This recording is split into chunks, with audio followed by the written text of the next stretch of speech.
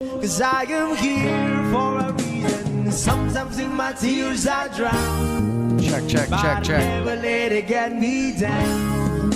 So when negativity surround, I know someday it'll all turn around. Because all my life I've been waiting for, I've been crying for the people to say that we don't wanna fight no more. There'll be no more war, and our children will play one day, one day, one day, one day, one day, one day. Start to bounce, we not lose, 'cause we are lose, but their feet on the souls of the innocent, blood-drenched pavement. Keep on moving, though the water still raging.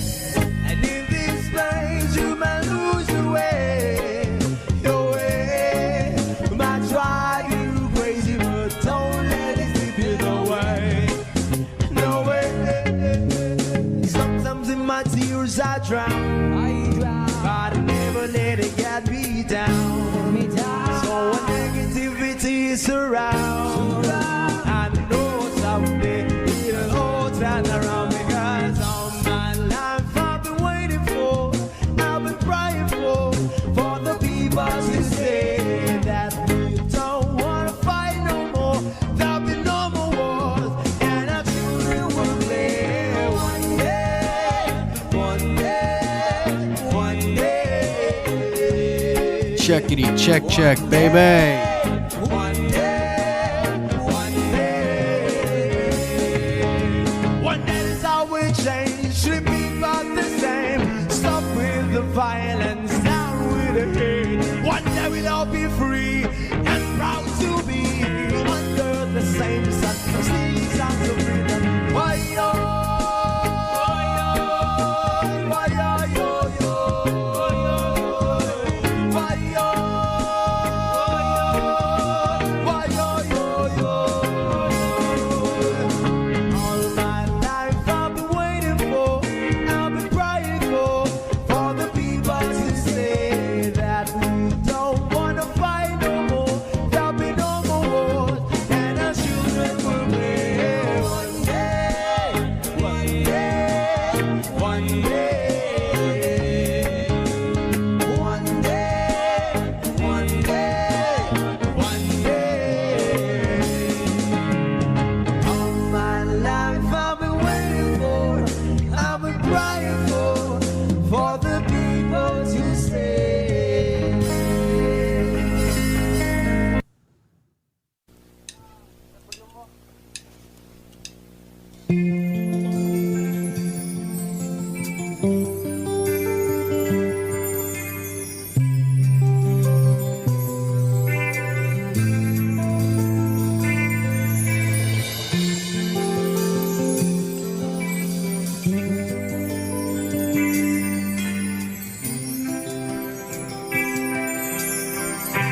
Kumusta ka, aking mahal?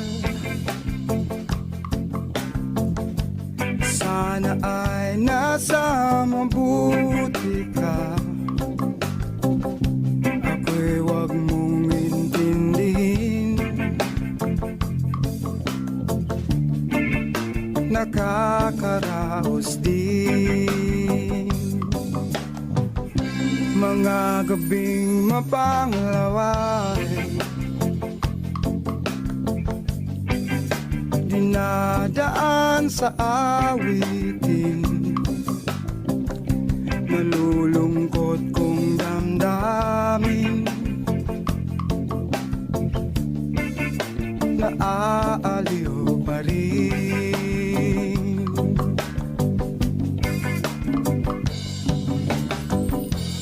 Panaginip ko'y laging ikaw, sinta. Kahit na dilat yaring mata,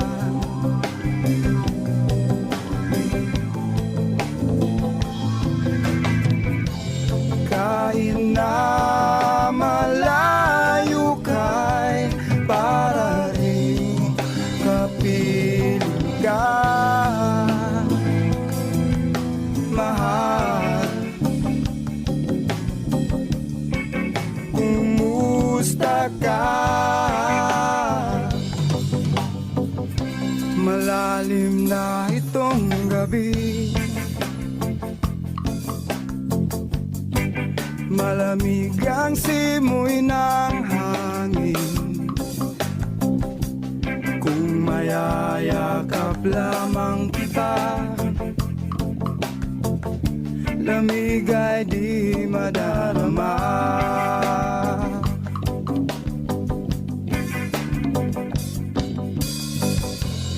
Panaginip ko'y lagi ikaw, sinta. Kahit na dilat yaring mata,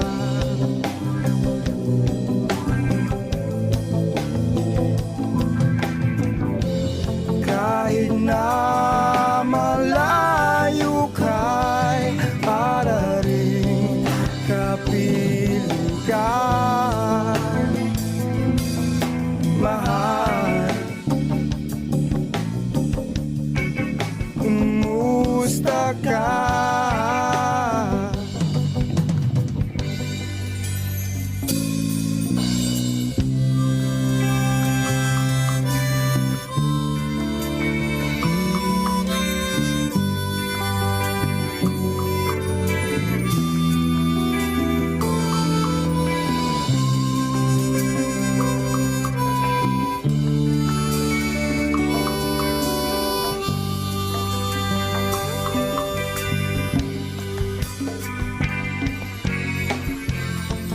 Panaginip ko'y lagi ikaw,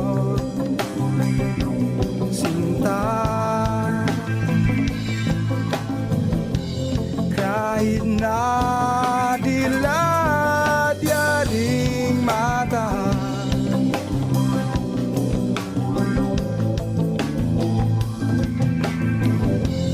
kahit na para rin kapiling ka, mahal. Kumusta ka?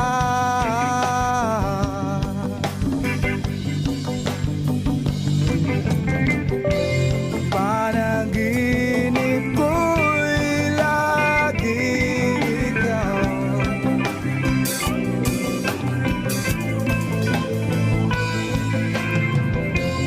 kahit na dilat yaring mata,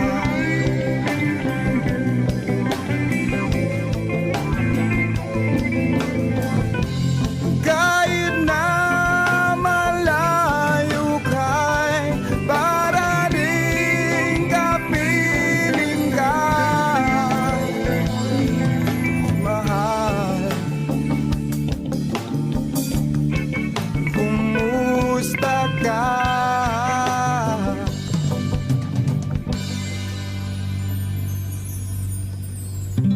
Kumusta ka, aking mahal?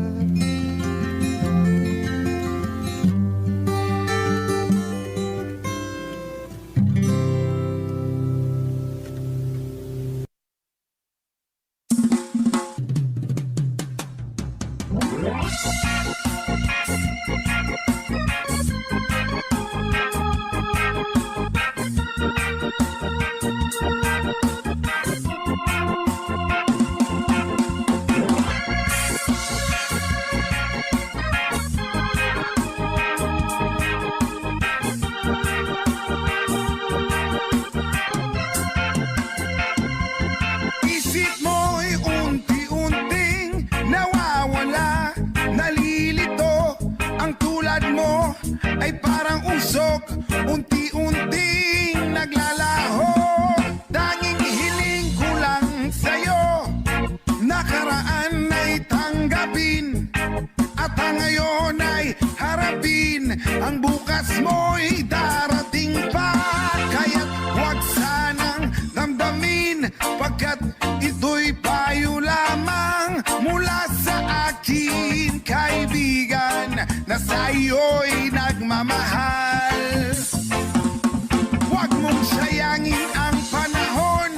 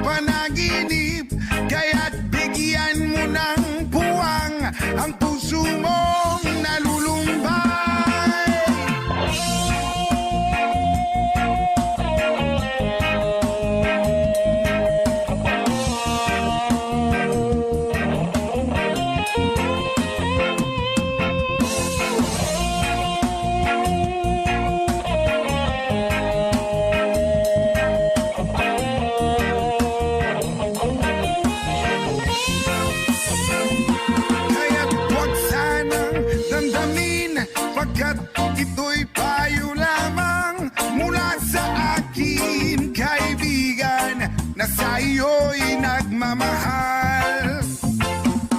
Huwag mong sayangin ang panahon, pagkat ito'y may hangganan. Buksan mo ang pintuan kasama ng iyong puso. Tinangay na ng hangin ang masamang panaginip, kaya't bigyan mo ng puwang ang puso mong nalulumpay. Ang isip mo'y unti-unting nawawala, nalilito. Ang tulad mo ay parang usok, unti-unting naglalaho.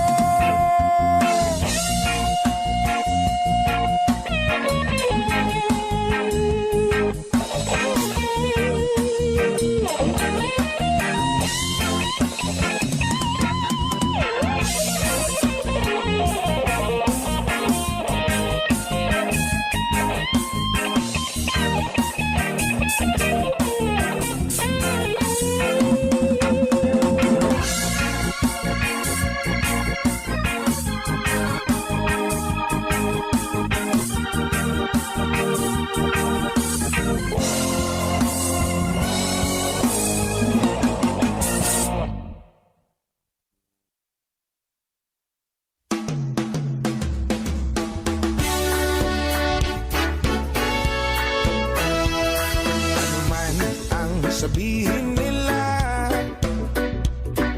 ika'y patuloy kong mamahalin. Maging sino ka man, di na magbabago ang pag-ibig ko. Dahil namahal kita, walang makakapigil sa aking damdamin.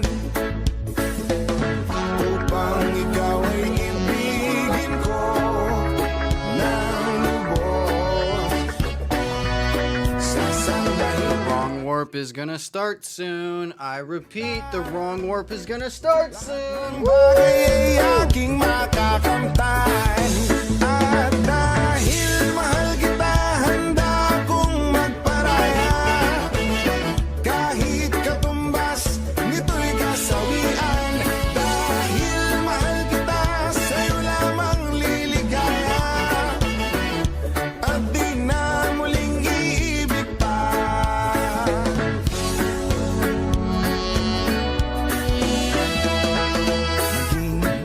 Sino ka man, ika'y patuloy kong mamahalin.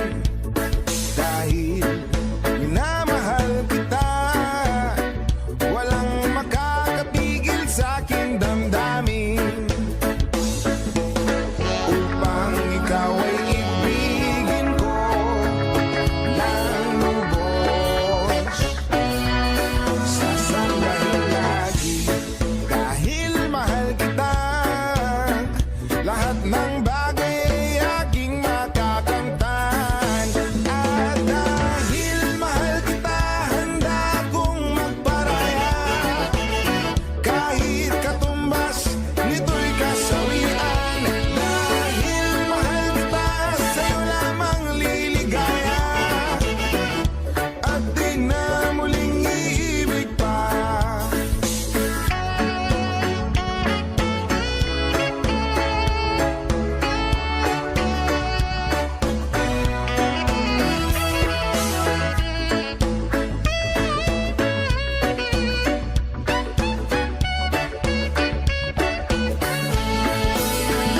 Dahil mahal kita, handa akong magparaya.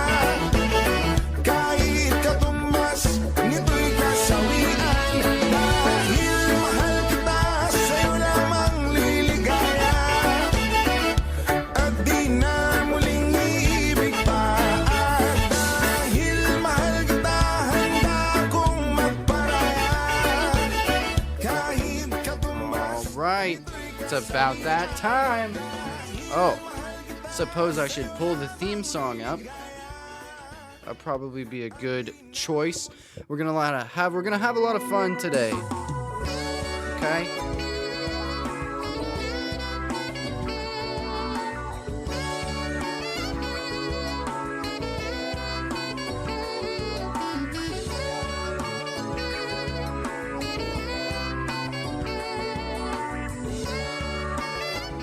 We are going to have so much goddamn fun today.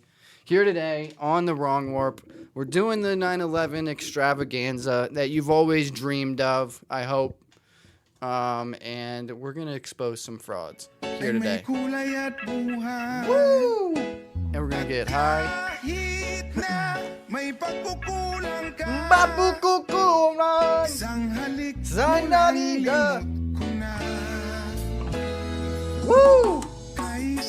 You got to smoke the ganja, man. You got to smoke the ganja. Laging kapiling ka. Laging kapiling ka. Alam mo bang tanging ligaya ka? Alright, that was some generic ass fucking reggae bullshit that I found on YouTube that doesn't have copyrights, because that's primarily what I'm concerned with when it comes to playing that music and stuff, because the YouTube algorithm doesn't care how popular you are. If you play copyright stuff, they don't care if even no one is watching. You could have 0 viewers, and if you do the copyright stuff, the algorithm will still fuck you in your ass. Oh, the soundboard. I need to pull up the soundboard, and then we'll be ready to go. If you're new to the show, we've got a lot of Super Mario sounds that we like to play during the show to signify when things are a certain type of way. I don't even know if that makes any sense. Let me make sure these are good. Come on, you piece of shit. No. You dirty bastard. Well, is the soundboard not going to work?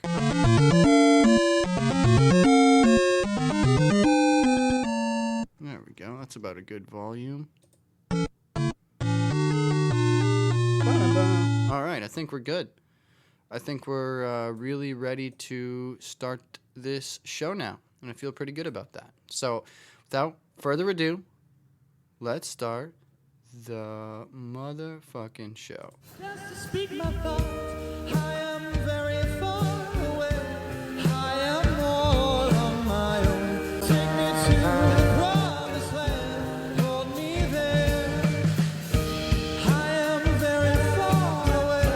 I am all on my own. Take me to the promised land, hold me there. I am very far away. I am all on my own. Take me to the promised land, hold me there. Da da da da da da da da da da. Welcome to The Wrong Warp. Woo! It's me, your host, Ketsu Ban.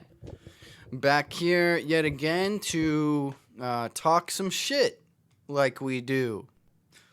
This used to be, if you go back and listen to like the first episodes of The Wrong Warp, because for those who are new to the show, I did other podcasts before The Wrong Warp.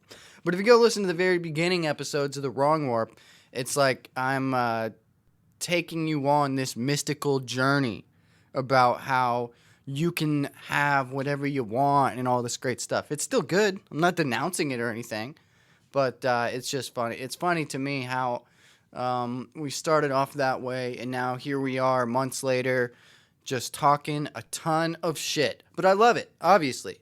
I wouldn't have it any other way. So welcome to The Wrong Warp. If you are new to the show, this is a show loosely based, I guess, in the realm of conspiracy and spirituality. That's what's going down here. But more importantly, what has more of an importance than those two things is that it's a show where we spend time together and are friends. We are friends here today on the show, The Wrong Warp. So I hope you enjoy it. I hope you have a great time and all that other great stuff. What I wanted to do today is the big 9/11 extravaganza. And I have got a ton of shit for you here today about 9/11. 9/11 is a controversial thing, but for many, 9/11 is the thing that connects everyone, the thing that connects everyone together. Because I know people who, me and them disagree about a lot of stuff, let me tell you. But when it comes to 9/11, that's where we come together. I mean, everybody can fucking see that 9/11 is bullshit.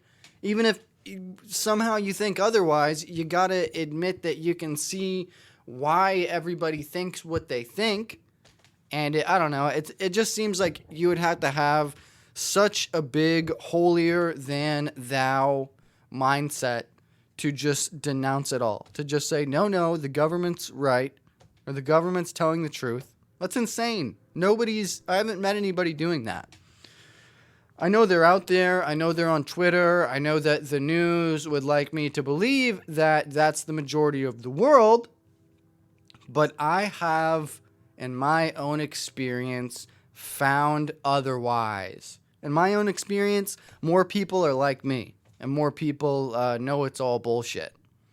That's my true experience. And then I turn on the TV or the radio or the podcast. I turn on whatever and am told that everybody is fooled, and the group of like people who know it's all bullshit is a really small group. That's what the news tries to tell you. It's essentially what they try to put down your throat. But alas, like I said, in my own journey, I have found that more people are cool. More people know that it's bullshit. But the bigger, more important thing to look at there is the fact that it doesn't matter. There's a lot of bullshit in this reality, but it doesn't matter. We're not here to fixate on how everything's bullshit and not fair and damn the elites. This isn't one of those shows. I hate that shit. It's very corny to me.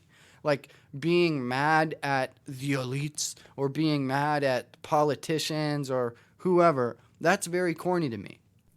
It's like a way to sell you something, to rally you up. But anyway, I digress.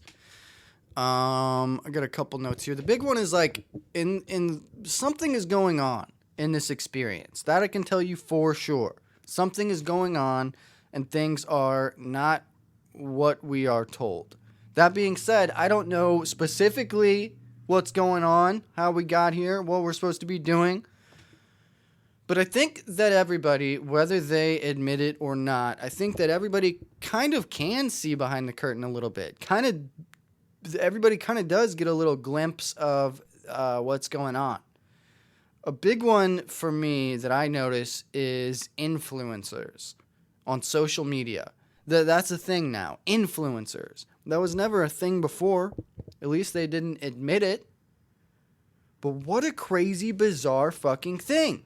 So people in this world are okay with being a fan of somebody who is a social media influencer. Now, what is a social media influencer? That's just somebody who influences the public. I don't know. I don't know what people understand that to mean. To me, when I hear influencer, I think bad. I think, oh, that's a bad guy. They're trying to influence me. And when you trace that back and you look at why are you trying to influence me? Why is somebody paying you to try to influence me? Well, it's like the influencers will say get sponsored by a clothing company. The point is to make you want to be like that influencer, so you seek to wear the same clothes and do the same things as that person. That's really what it is. And I don't think that anybody's confused about that. I don't think that that's like some shocking revelation. But what I don't understand is why we are so okay with it. I really, truly never see anybody questioning that. I never see anybody talking about how influencers are bad. They're it's basically turning a human being into an advertisement is what that is. And that's bad. The influencer whose money comes from companies, from sponsorships, it's literally like it helps them if you fall into the trap. If the company successfully advertises to you, then that helps the influencer. It's kind of like cops, how cops are bad. They make their money off of your mistake. If you didn't fuck up, they wouldn't get paid. And I know that that's a controversial thing or whatever, but it's the truth. They make their living off of your loss. So the fact that it's even a thing is very strange to me. And I mean, it's not like, say there's a fucking clothing company the influencer has, and you want those clothes, so you buy them, and you wear them, and you like them, and you're happy. I've never seen that, where at the end of it, the person's like, yeah, this is sick. I'm just like that guy from Instagram. I never see that. I only see either people being unhappy, like, oh, this thing I bought was cheap, or people being, they're not going to admit it. And I think this is also, what a lot of vaccinated people are like. They did the thing, and now they know they are wrong. They've seen new evidence. They've seen enough stuff that they go, oh shit, I made a mistake. But are you going to come out and just say, hey, I got vaccinated, I was retarded, I didn't know any better, I know better now? No, nobody's going to come out and say that. I'm sure there were a few somewhere, but what's going to happen in most cases is you're going to want to preserve yourself, like self-preservation, and you're going to defend your ego. So you're going to give excuses and stuff like that rather than just saying, well, I fucked up. You're going to say, it wasn't fair to me, da-da-da-da. That's just human nature, to make fucking excuses. Plus, I think we've really been programmed that way quite a lot. But what happens more specifically with the influencer thing is that some of these influencer guys market themselves as this conspiracy, off the grid, spirituality type of thing. And but really they're just salesmen. Those are the real grifters. So you'll find somebody who you think is cool, who is agrees with you spiritually or conspiracy wise or whatever, and you feel, as a consumer, you feel like you're ahead of the curve and you've made the right choice and you've found this off the grid thing and it's all good. Well, the way that business works, especially in the spirituality conspiracy world, is they got to keep you hooked. They got to keep you on the line. So they always have to have, a new thing that they're selling you. And then they have to constantly make you think that you're ahead of the curve and you're being included in something and all this shit. So influencers, whether they intend to or not, and whether they even know it or not, they basically turn into what is equivalent to like a micro version of the government, right? Or whatever you want to call it. Let's see. The other note I got is you got to do all the work. I just talked about this today. I talked to Amy Belair earlier today. Amy's great, friend of the show. She has a podcast called Third Eye Awakening. And I was talking to Amy on there today about this, how you have to do all the spiritual work. Whatever that may entail, you have to do it all. Nobody's going to do it for you. You can't pitch in here and there a little bit, and then as a whole, we'll get it completed. No, you have to do all the work. And one thing I was talking to Amy about is how you really do have to go be nice to people who don't deserve it. And other things that are metaphorically the same as that. You got to go and be Jesus. Now, don't get scared off. This isn't one of those types of shows. But, Jesus, whatever this fairy tale type of thing was, because a lot of people say that Jesus was a person. He was a real guy who was good, but that throughout history they've turned Jesus into a myth. They've turned him into this myth like Chuck Norris type character. And that's neither here nor there. The point is that idea, whatever you want to call that, I like to just think of it as higher consciousness, but you got to try to be like the idea of Jesus. You know, I don't personally agree with turning the other cheek, but I think that maybe there's some metaphor out there that equates to turning the other cheek, and it makes a lot of sense. But anyway, the point is, you got to do all the work, and it's really hard, and it sucks until you get there and you learn that, oh, this doesn't suck. This is actually pretty good. I don't know if anybody even needed to hear that. It's just in my notes. I've only got one other note, and then we're going to dive headfirst into the 9/11 extravaganza here today on The Wrong Warp. The last note I have before the 9/11 stuff, I've talked about this in the last few episodes, actually. I still can't quite put it into words, but there's this type of person. You'll see him on Twitter, you'll see him on Facebook, you'll see him everywhere. This type of person who says that we should all just come together, and this type of person is bad. They'll make a post that's like saying everybody is wrong but them. You, vaccinated people, you got to be nicer to the unvaccinated people. Unvaccinated people, you got to be nicer to the vaccinated people. Guys, if we all just come together, things are going to work out. You've seen that copy and paste a ton of times. I guarantee you. And the person saying that is bad because their stance essentially is that they're better and smarter than everyone. And if all these dummies would just come together, then they'll be on the same level as you. It's narcissism, right? I don't know. I need to dive a little bit deeper on that concept to narcissism. That's something that I've been really interested in lately, but I keep forgetting to look into. Let's see. So the first thing I have to talk about with this 9/11 stuff is 1968. So there was this year back in the day. It was 1968. This is the... Hold on, I'm trying to fucking... What is up with my computer here today? So 1968 was a year, obviously. And 1968 was the year that the World Trade Center...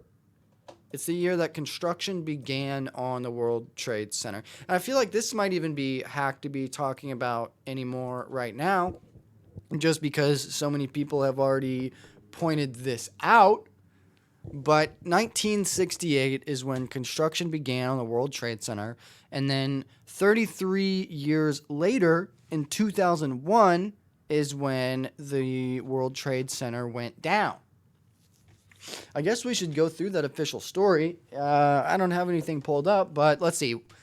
The official narrative is that terrorists, towelhead terrorists, hijacked these planes that people were on and then forced the pilot to drive into the World Trade Center buildings.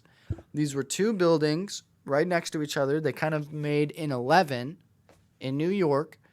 And some shit went on in them. I don't know. I've heard many different stories on what the World Trade Center was. And quite frankly, I don't care. The official story is that terrorists hijacked a plane, crashed them into the building. Is there more to it? Sure. Is there not more to it? Sure. Doesn't matter. What matters is that that's a lie.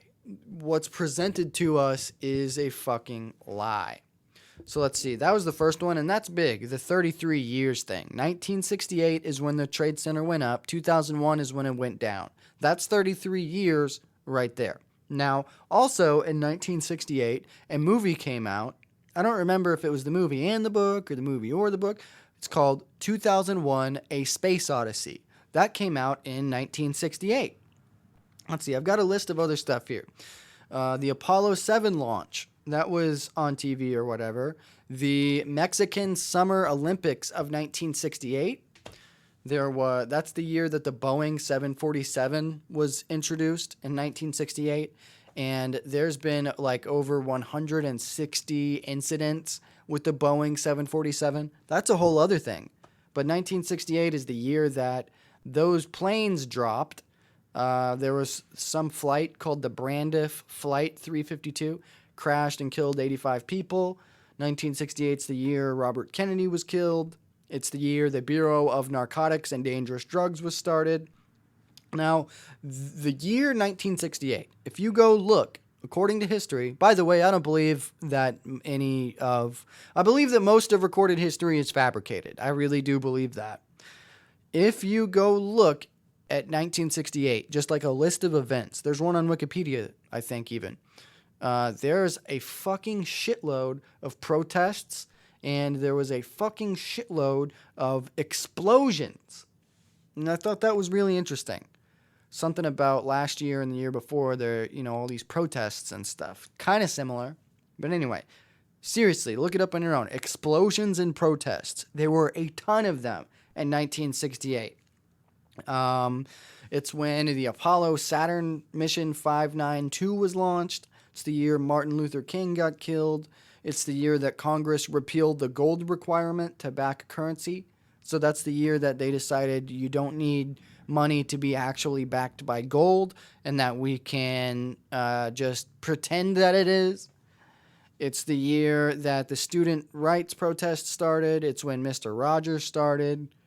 And that's nothing. Those are just the ones I wrote down from the lists. But there's a fuck ton of stuff that started.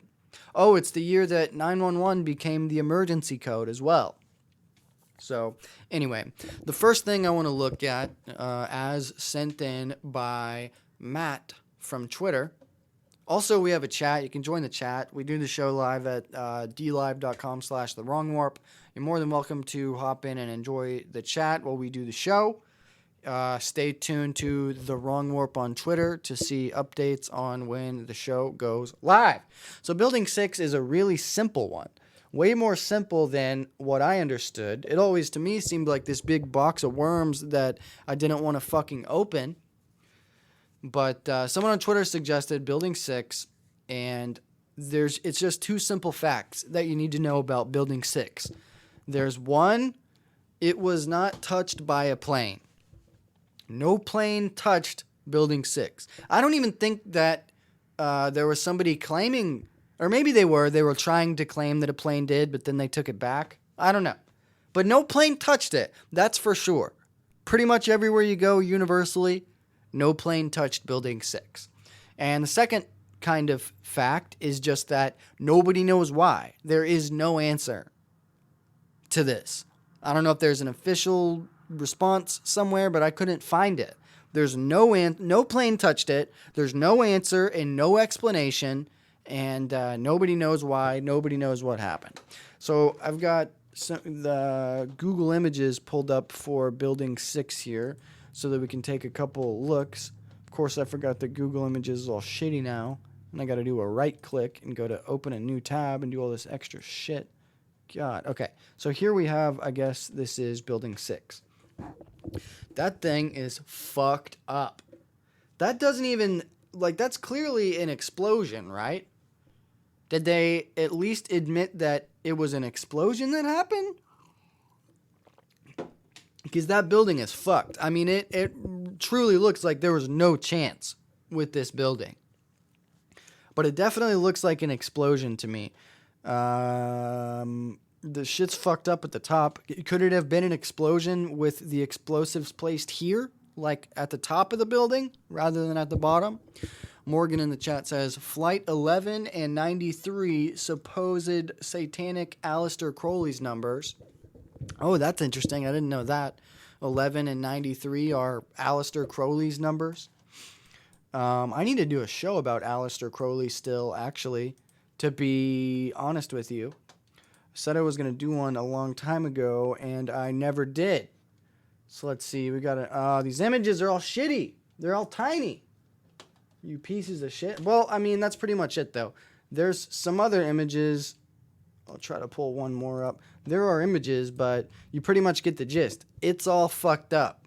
It's exploded. It has blown up. And here's some firefighters in the rubble.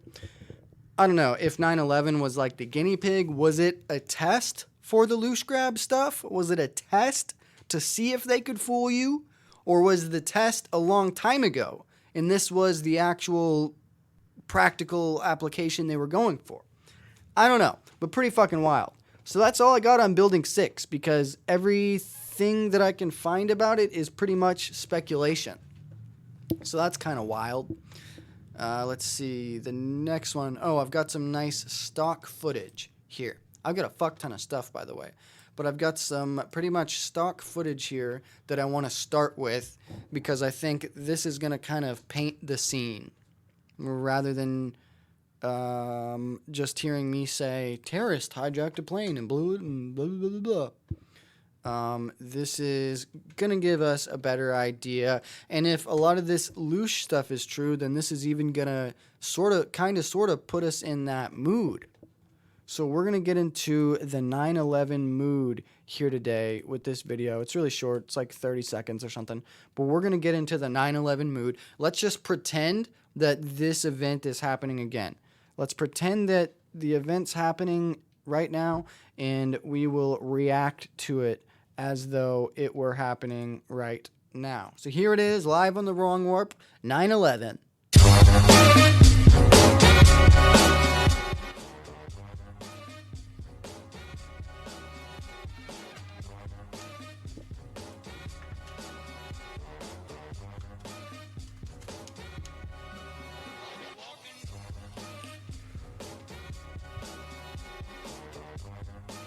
I'm going to go back here a little bit. Okay, so we got a plane flying into a building.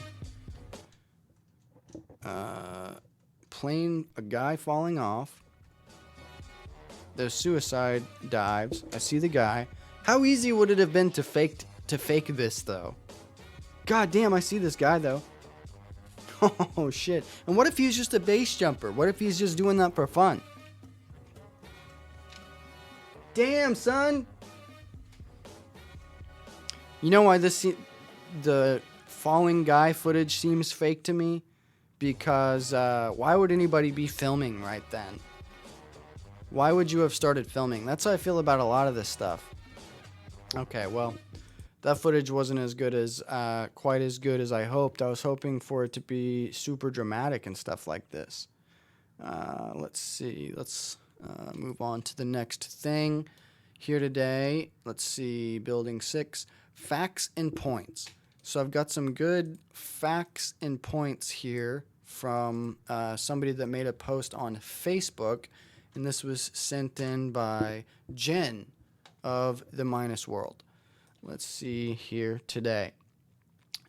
Never forget the dozens of bloody, crying firemen who screamed about the bombs and the towers and the lobby before and after the planes hit.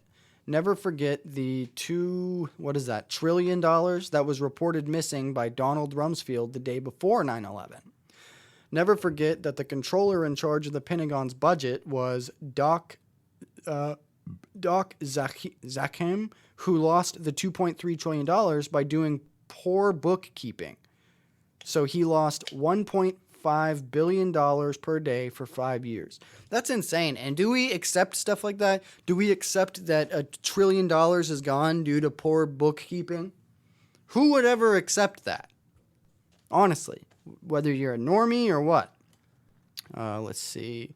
Never forget that Larry Silverstein bought the entire World Trade Center lease in the year 2000 for $15 million bid, even though he was lower than the other bidders. So apparently this guy, Larry Silverstein, had a lower bid than everyone else, and they still sold it to him.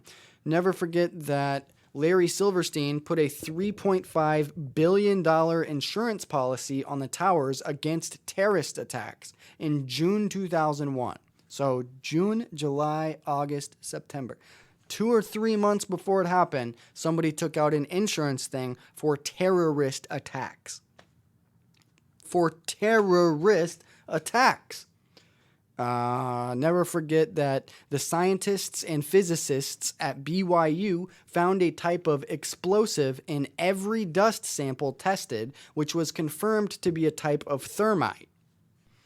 And thermite produces a liquid iron and is used to cut thick steel columns effectively and quietly. Never forget the World Trade Center 7 fell at 5:20 p.m. on 9/11, and the news tried to cover it up.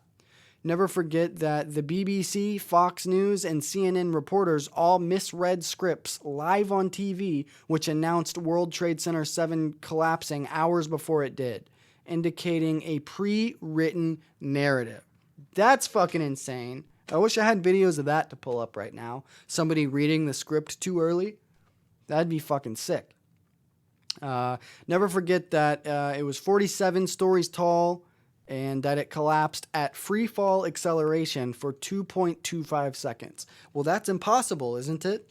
Isn't that not fucking possible? Never forget that the U.S. government was warned over 50 times by at least 12 countries of an imminent terrorist attack, which were all ignored. Never forget that when Bush and Cheney met with 9/11 Commission, they did so only on their own terms. And those terms were that they appeared together, that they were not under oath, that no press or family members could come, and that no recording was happening. Why would you need those? See how these are all just little things where I go, why would you need that? Or how does that make sense? Even if the little thing isn't enough for you, what about the combination of all these things? All these little things, right? What about that? Why would you still have hope that the government is telling you the truth? Why? Why are you wanting to live this lie? Because you think things are going to be negative if that were true? No, things are good. I assure you, things are great. Let's see. Never forget that molten metal was found at Ground Zero weeks after the towers collapsed and was also found under World Trade Center 7. And never forget that kerosene and office furniture doesn't burn hot enough to phase change steel from solid to liquid. That was never mentioned in official reports. Never forget that a van was pulled over trying to leave New York City and contained illegal explosives and very suspicious occupants from Israel who were detained for 71 days. And then this story disappeared. That's kind of fucking nuts, right? Never forget that no video has ever been released showing a plane hit the Pentagon despite having 85 external cameras that could have captured the footage. That one right there. I mean, I'm telling you, any of these little points should be enough for somebody to take and start running with them. I mean, that right there. No plane hit the Pentagon. There's no video ever from a plane hitting the Pentagon, even though there were 85 cameras. Shouldn't that be enough? I mean, what more do you need to convince yourself of this? If you're still doubting this. I'm talking this way, but I realize that most people listening to this show are probably in agreement. So I should probably switch to a much more analytical tone as opposed to one that is trying to convince you of this. So let me start over. Hey, here's this thing that we both already agree on. Never forget that at least 7 of the 19 hijackers are still alive, and the FBI has still not updated its list. At least 5 are connected to U.S. military institutions. Institutions. Never forget that eyewitnesses and first responders reported no plane wreckage or bodies in the Pennsylvania field where Flight 93 supposedly crashed. Never forget that since that day, over 30 professional pilots have tried to recreate the alleged path the plane took before striking the Pentagon in a flight simulator, and, wait for it, every single one of them failed. Never forget the thousands of lives lost that day, and the tens of thousands since, murdered by a small handful of people for money and power. The people who have lost their lives deserve the truth. The people who have lost their lives deserve the truth. Oh, it's way too quiet. Let's switch it to this one. They deserve the truth. Okay. So I see this person. I don't know what I believe, okay? I don't have a solid foundation on this, but I see varying from this person as this is different from what I've been looking at because the stuff I've been looking at is like the human vibe stuff, saying that nobody died. on 9/11, and I think maybe we'll get into that later today, or maybe on that'll be one of those other things. But we do need to get into that, how nobody died. It's just such a controversial thing. So what I want to do today, maybe we'll do that on the next episode or late in the show. But until then, what I want to do is be under the guise that to always have the narrative in our mind. Whatever the official narrative is, just remember that in contrast to this.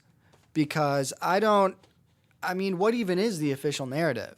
It's like every detail, there's 3 or 4 different versions of it. So I don't know what everyone accepts. And I kind of think it's all scattered around and shit like that on purpose. I mean, it has to be, right? It must be, right? Let's see. I want to find something we can watch. I've got a bunch of stuff. Okay, we'll do this one. I'll show you some predictive programming. And this is one that's big. This is big, and my instincts tell me to not do this one right now and to save it for later, but I'm going to go ahead and do it anyway because it feels right. So this video that I'm about to play now is simply a compilation of predictive programming. Do you know of predictive programming? Predictive programming is like stuff being encoded in other stuff before it comes out. So, I mean, you'll see. I'll just play it. But it's like in all kinds of shows, this was alluded to. I'll say 9/11 more than anything else. It has more predictive programming than anything else. And, I mean, it's like alluded to in everything. It's so fucking weird to me. Let's see. This is a good video of predictive programming. So first up, we got the Fantastic Four, and this is from 1994. And this is from... Mayday! Mayday! New York is under attack! Intercept and destroy! A force field is shielding the warplane. It's getting through. So far, we had New York was under attack in, what was that? I don't remember what show it just said, something. And now it's Iron Man. So Iron Man from 1994. New York's under attack. There's 2, if you're watching the video version, you can see this. It's literally 2 twin towers. It's those exact fucking buildings.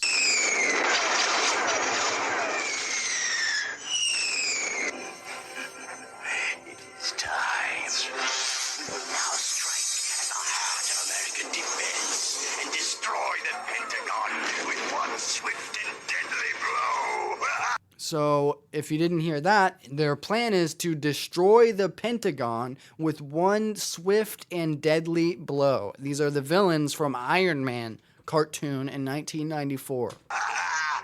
Slim, remember those twin towers? Yeah, what about them? I don't think they're gonna be so tall anymore. Oh, no! Men in Black. You remember Men in Black? There was a cartoon series that used to come on the WB, I think. But this is 97. Is when this Men in Black cartoon that they're now showing came out.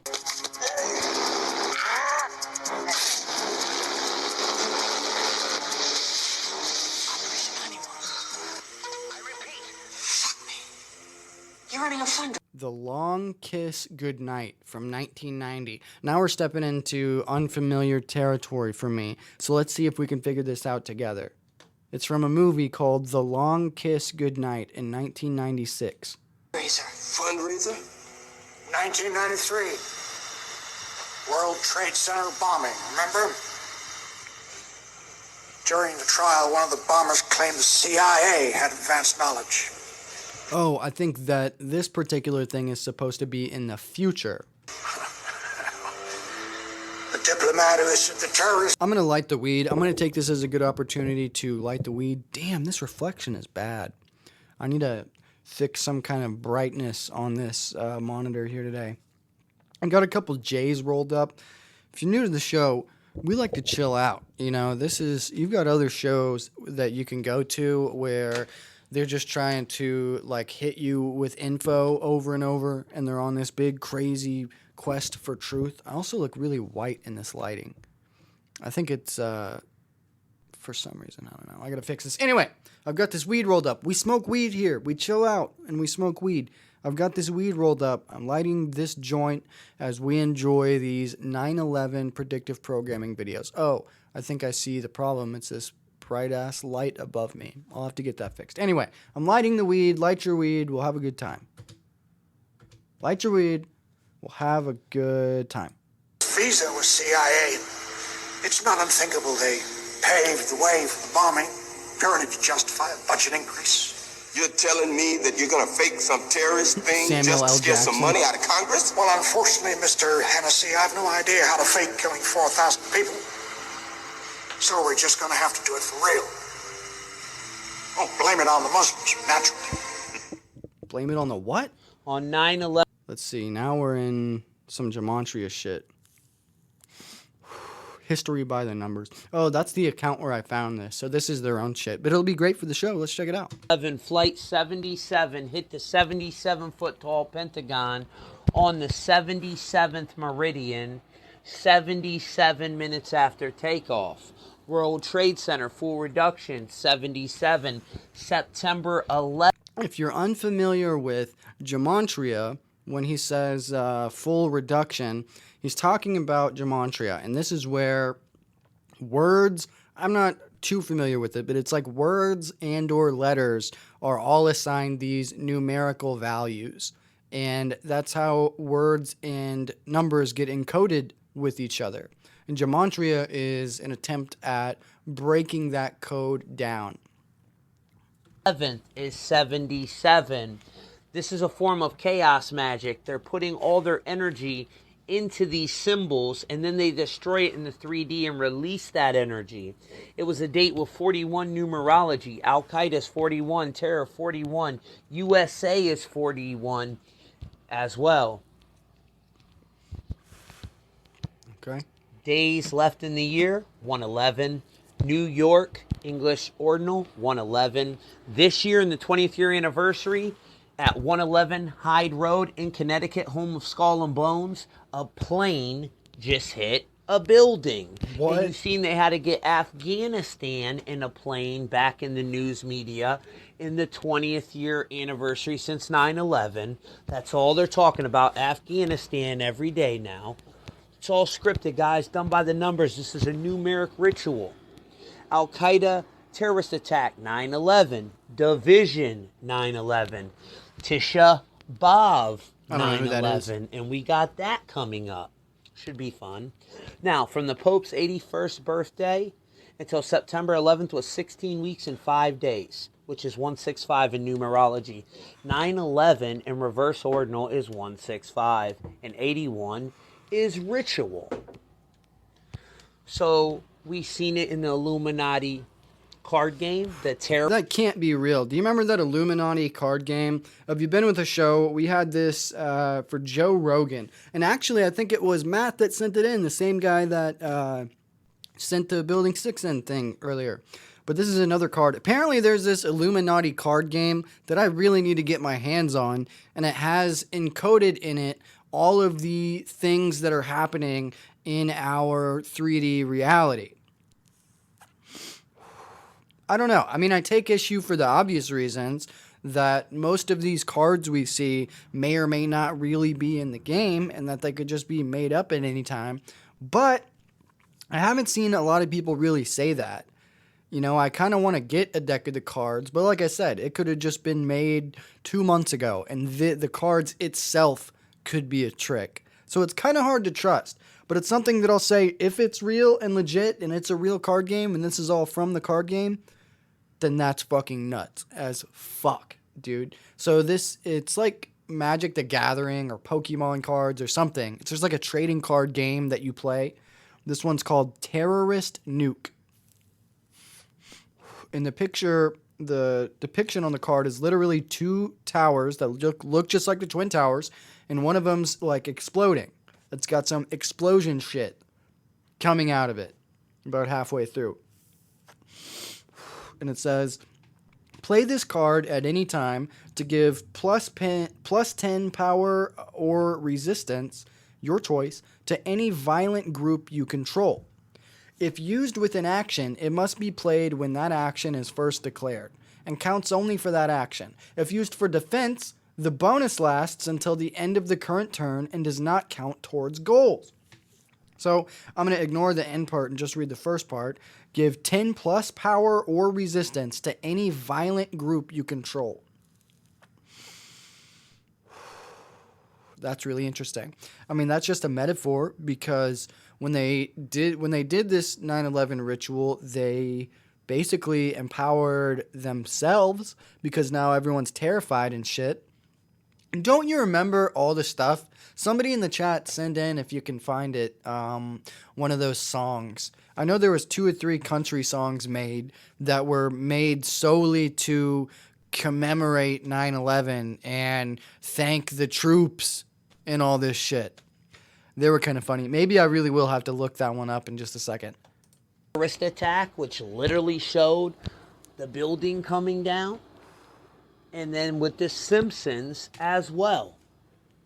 So they've got a still image from The Simpsons. There's a New York magazine that costs $9, and then there's 2 towers on it. And that was an image that they just showed. This is as close as we can get to the base of the World Trade Center. You can see the firemen assembled here, the police officers, FBI agents, and you can see the 2 towers. A huge explosion now, raining debris on... Jen in the chat says, I can't see the show. It's just black screen for me. Oh, no. Refresh your browser and see if it works. It should be good. Everything on my end is good right now. All of us, we better get out of the way! Go check out my little brother see through the script on Instagram. Damn it, now he's just promoting his friends or whatever. So that was good. That was from an Instagram account called reptilian_shapeshifters. Very interesting stuff. A lot of guys are really aggressive with the gematria thing. But I found that just as with anything, there's some good guys out there and there's some bad guys out there. We had this guy on the show, Brother Berg. I really want to get him back on, and I know he's down to do it. I just need to stop being lazy and make it happen. He does this stuff. Brother Berg is really into the gematria, like breaking down of words and stuff like that. And people on his posts, people will always ask him questions that equate to why. Like they're asking him, why? What does this mean? What does this mean for me? What am I supposed to do with this info? And Brother Berg is the best that I've seen at explaining that, at explaining what we are to do with this info. And all he pretty much tells them is nothing. He tells them, I don't know. I'm not claiming that it means more than what it means. I'm just saying this is how it is. For example, like 1968 being the year that the Twin Towers were constructed, and then 33 years later in 2001. Putting 33 years in between those two things happening is a ritual. It's a type of a ritual. I don't know anything else more specific than that, but I can tell because of all the other patterns with 33. Now, that type of thing, it's the encodings that I notice and that a lot of these gematria guys do is the amount of days in between two events. And if you look at this stuff for long enough, and by look at this stuff, I don't mean go follow these guys' accounts and then just blindly believe what they post. I mean, if you look at this stuff in terms of figure out how it works, go test it a little bit for yourself. It might take some time. It might take an hour of your time to learn this stuff, but figure out how it works. Go and test it for a little bit. Really try to figure this stuff out. To the point where, and this is what I did essentially, to the point where you can understand how to the point where you understand what you're looking for. And when you do that, you're gonna notice constants with these events. The certain number of days in between events is uncanny. I don't have examples to give you right now, but it gets crazy. That's a place I would suggest to look if you are super skeptical. Just look at it and understand, like I just said, that Berg says, that it just means what it means. So me saying there's 33 years between 1968 and 2001, that's all that it means. There's no more meaning than that. Maybe there are implications, but you get to decide what those are, right?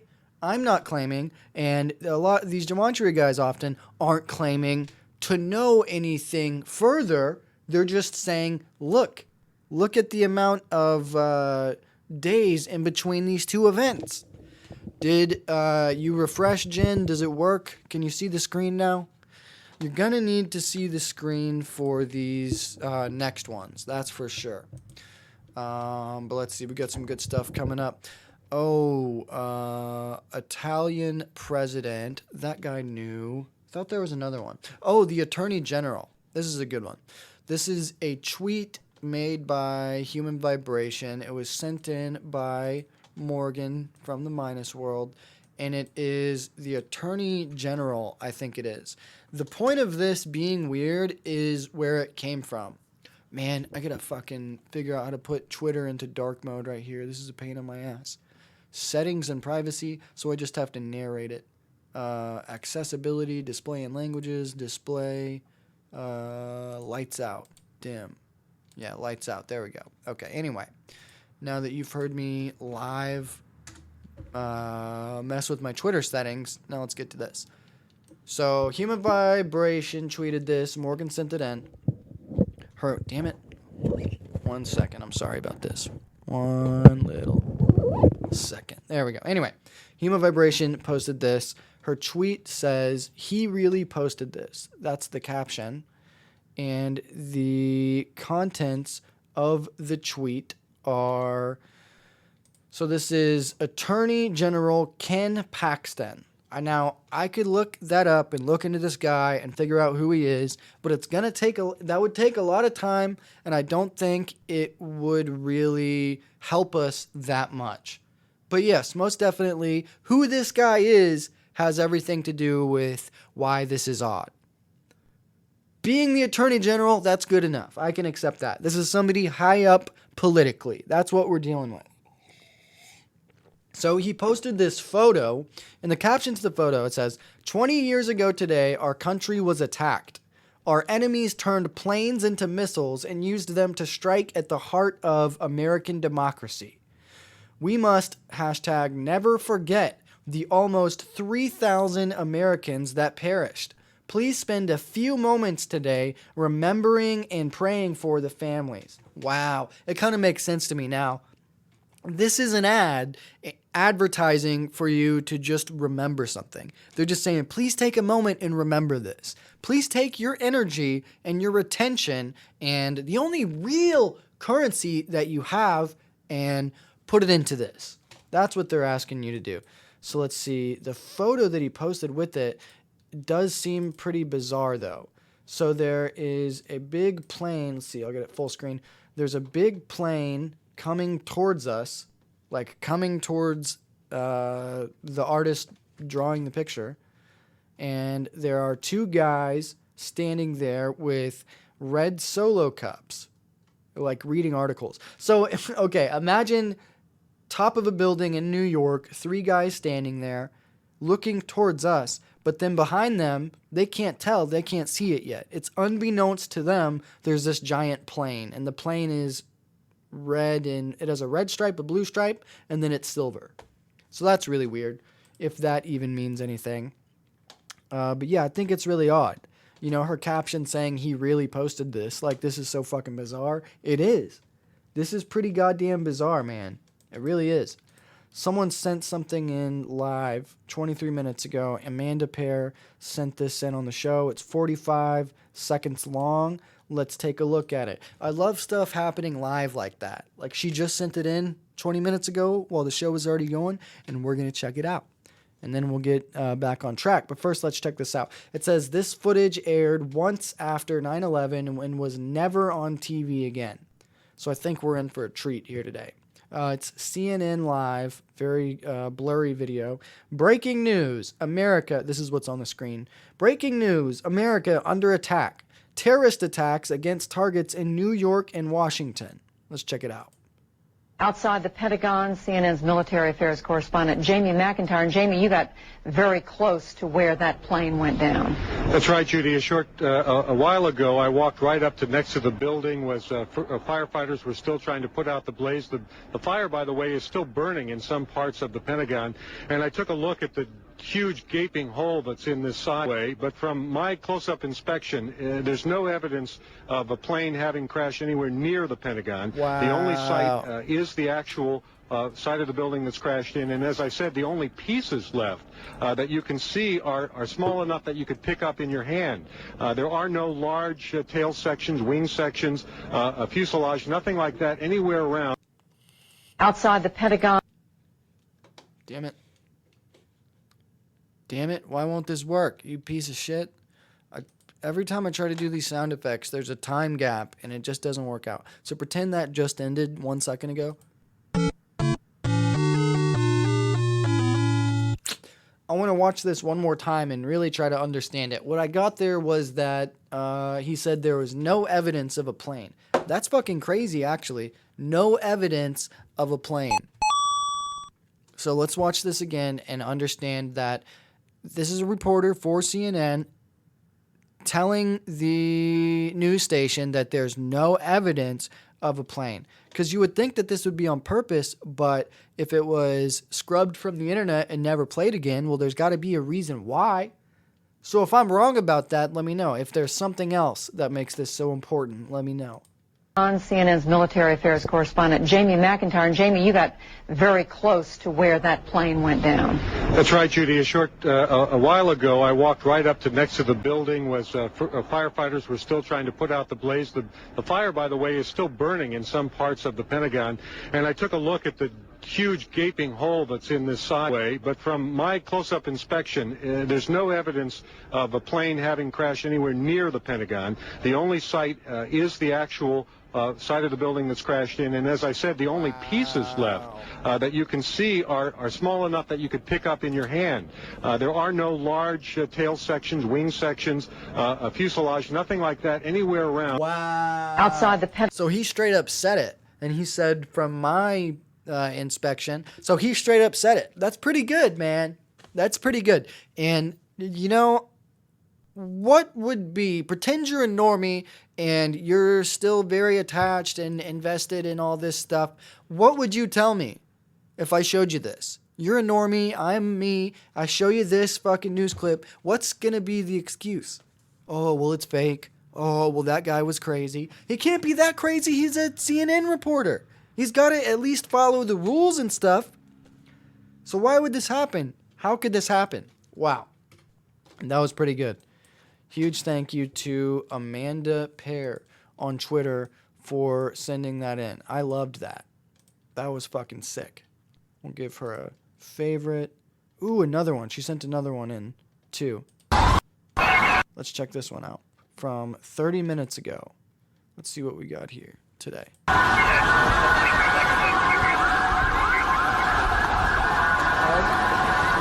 Okay, so it seems here we have what I wanted to play at the very beginning of the show. Just a nice, clear-looking video of what's going down.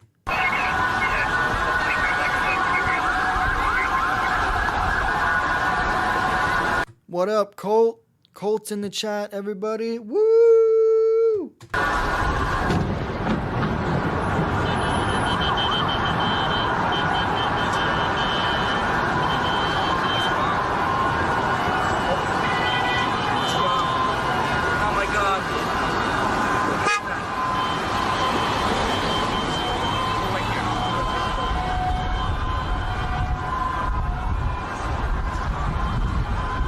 Planes. I don't see any planes. Clear as day, and we'll just leave it right there. Where the fuck is the plane? Man, where the fuck is the plane? What would you say about this still image? That it's on the other side? Okay, let's watch it rotate.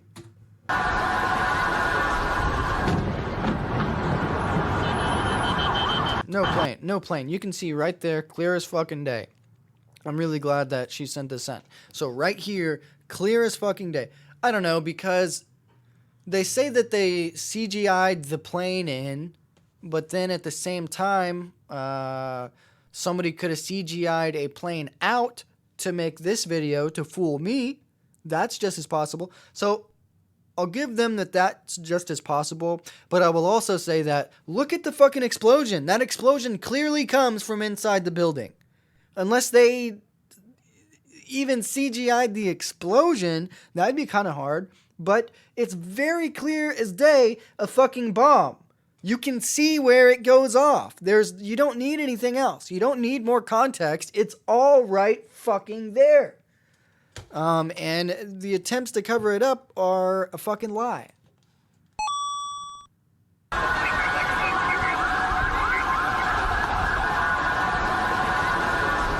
Boom.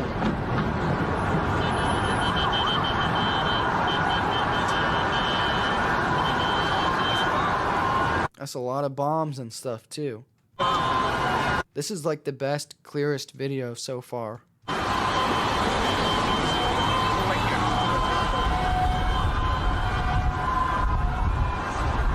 Bunch of smoke. There's so much fucking smoke, it's unreal. So, I mean, that's gotta be the climax of the ritual, right? That's gotta be the main climax of the ritual. Oh, someone sent something else in. I think it's a GIF though. I just want to make sure to favorite and retweet these videos that she sent right here today live on The Wrong Warp. Let's see, this is only a GIF, but we'll check it out. Oh, I can't full screen a GIF? What the hell is that? Okay, I'll go to the tweet, maximize the thing. Oh, it's just a GIF of like a plane hitting, I guess. I don't fully understand. Very cool though, very cool. All I said was send me your favorite 9/11 stuff. So that was probably that guy's favorite thing. Very cool though, very good. Very much thank you to Amanda Pear for those 2 videos because they were really good. Let's see. Now we got Italian President. That is the name of this note here, and I'm not gonna lie, I don't fully remember this. Oh, I think it was the Italian president knew that 9/11 was gonna happen, but he didn't say anything or something. I'm not sure, but let's check it out. I've copied the link. Oh, it's on Twitter. Okay, let's pull it over here. Former Italian president Francesco Cossiga. Former Italian president Francesco Cossiga exposed that the 9/11 terrorist attacks were run by the CIA and Israeli Mossad, and that this was common knowledge among global intelligence agencies. All of the intelligence services of America and Europe knew well that the disastrous attack had been planned and realized from the Mossad, with the aid of the Zionist world in order to put under accusation the Arabic countries and in order to induce the Western powers to take part in Iraq and Afghanistan. Wow, that's some pretty good stuff. The only reason I take issue with this is that this, you could just make that up. Could all be made up. But very interesting. Let's see. I see something on the bottom right of the screen. So-called dancing Israelis who were arrested shortly after 9/11. Right on the corner of my eye. I want to check out. I don't know what this video is, but I'm following the signs, and we're going to play it and see what's up. Because, of course, other spy rings have been caught in the US in the last decade, most notably the so-called dancing Israelis who were arrested shortly after 9/11. They were seen celebrating the collapse of the Twin Towers. Trace Gallagher. Thank you, Trace. That Israelis who worked at the World Trade Center were warned by the Israeli government to take the day off on 9/11. And also the alleged art student spying, which was rounded up in 2002. And they, again, were supposedly Israeli Mossad agents. Now, both of these spy rings weren't prosecuted. And in fact, the stories have been quietly removed from things like Fox News websites and things. And the spies, or alleged spies, were just quietly deported back to Israel. There was no political hoo-ha. There was no media hoo-ha. And there was no... The United States is committed to Israel's security. We are committed to that special bond. Because, of course, other... Wow. I don't fully understand what I just saw, but I can tell you that 9/11 had to have been an inside job, right? Let's see. Bookmark. This is the Los Angeles Times. The CIA paid its Israel spies with money from under the mattress. Jeb Bush. My brother was the strongest friend to Israel in modern history. Okay, fair enough. But let's take a second to go off of vibes. Just off of vibes.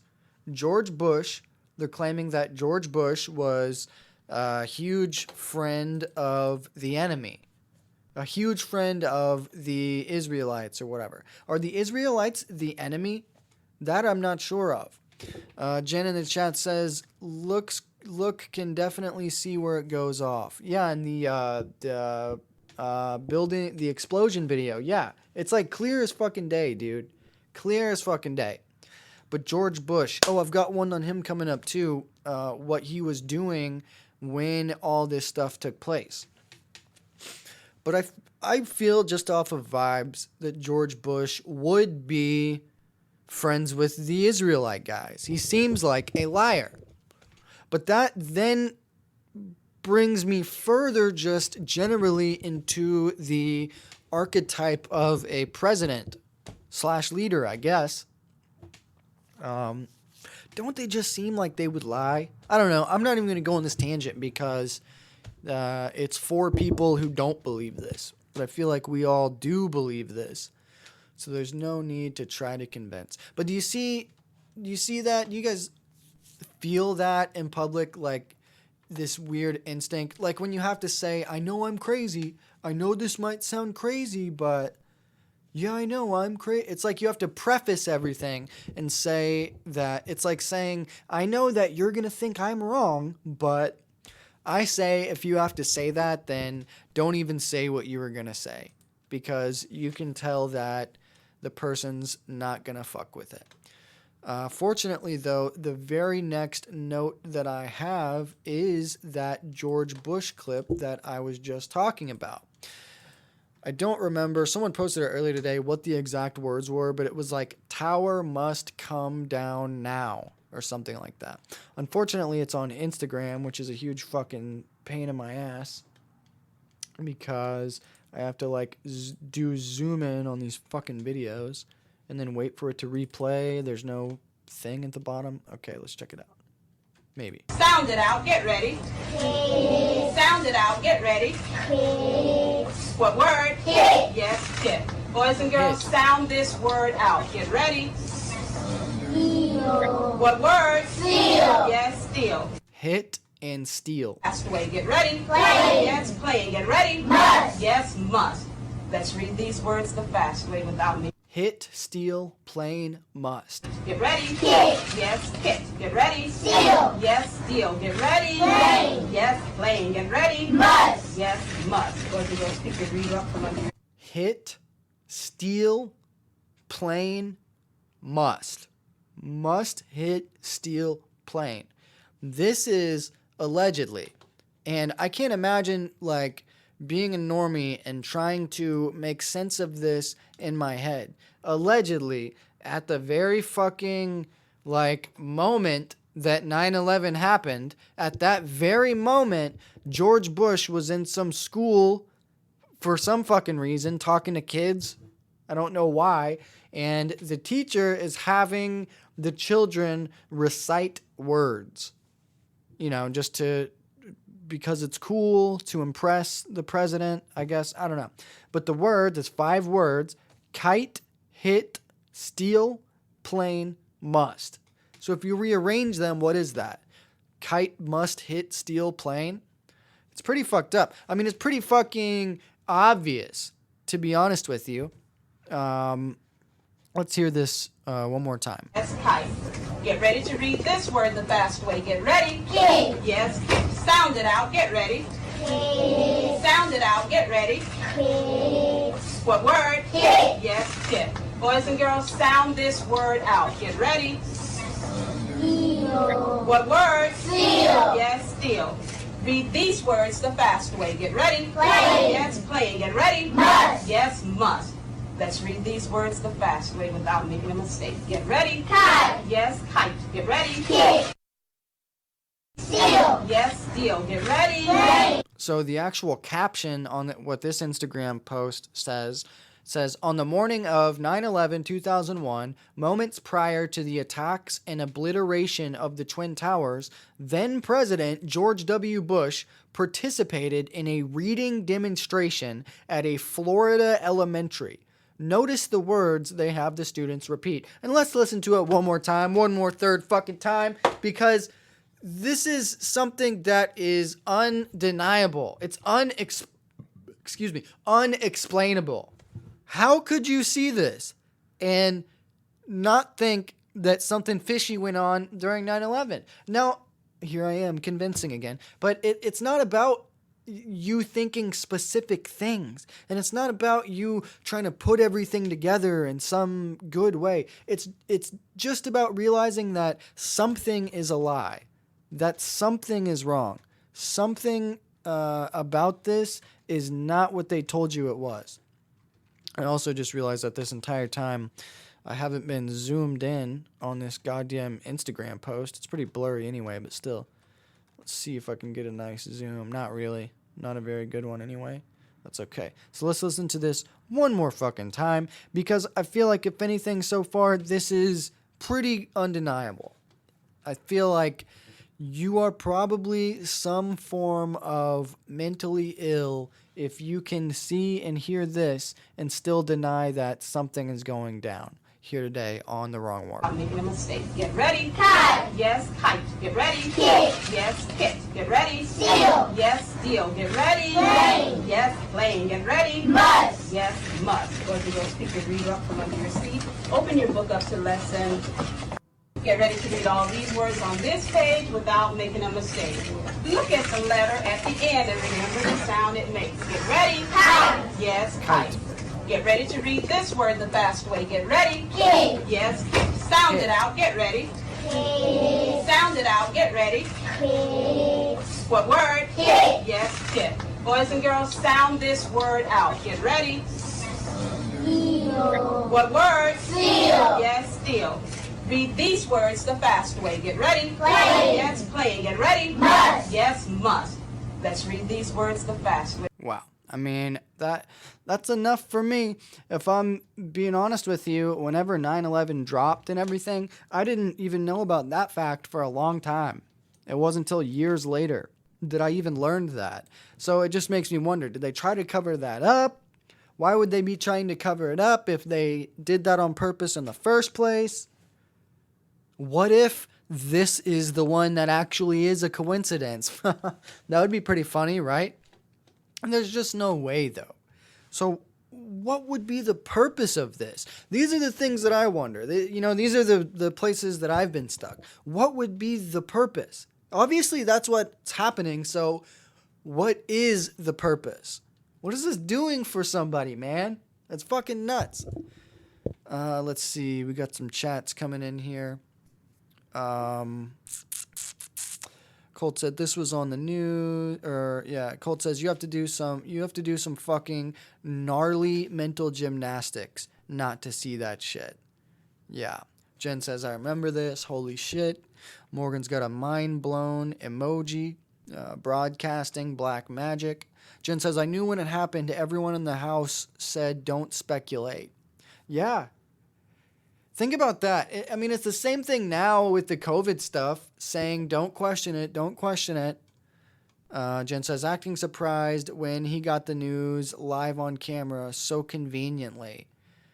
Morgan says maybe the loop had an expiration day if loosh isn't enough. And that's interesting, Morgan. That's where, when I was talking to Amy Belair earlier today, I kind of mentioned what we've been talking about in the Discord about how there's some kind of loop, some kind of time loop that's going on. Because everything this year, I mean, what were the things? It was like The Matrix, Space Jam. It's the 20-year anniversary of 9/11. Like, time is repeating somehow. That also makes me think that whatever is going to be significant is probably going to happen in 2033? Or would that be... It'd have to be 2034 to be 33 years after 2001. Yeah, 2034, because that's going to be another 33 years. I mean, 20 years isn't significant, right? Other than, yeah, that's true too.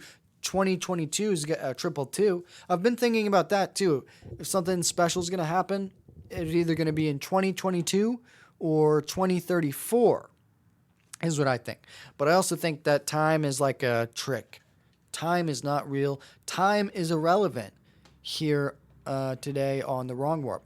Let's look next at Alex Jones allegedly predicting 9/11 in June. So June, July, August, September. So again, 2 or 3 months before this would have happened.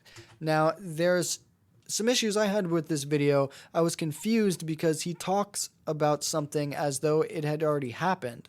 But I realize in hindsight that he's talking about some other attacks. Weren't there other attacks? I need to know more about this too. Weren't there other attacks like just prior to 9/11 happening or something like that? I heard. Let's see. The tweet says, Alex Jones told us the CIA, WH, which is what? What's WH? World Health? All government agencies were planning a terrorist attack back in July 2021, or back in July 2001, 2 months before it happened. Now, I know everybody's got different opinions on Alex Jones. I saw in the comments today, I don't remember what comments, but people said that they really like Alex Jones, but they also know that he's a character. And I think that's a pretty good way to look at it. If you can just look at him as a character, as like an orchestrated piece of the set. Is this doing this with the lighting because this video is so dark? It's got to be, right? Okay, yeah, it goes back to normal. So when I play videos with a real dark background, it makes my skin in the video version white as fuck. Like even more pale than it already is somehow. Thought that was interesting. Anyway, let's take a look. That if there is any terrorism, we know who to blame. That if there is any terrorism, we know who to blame. The point is, if any terrorism comes, it's from this government.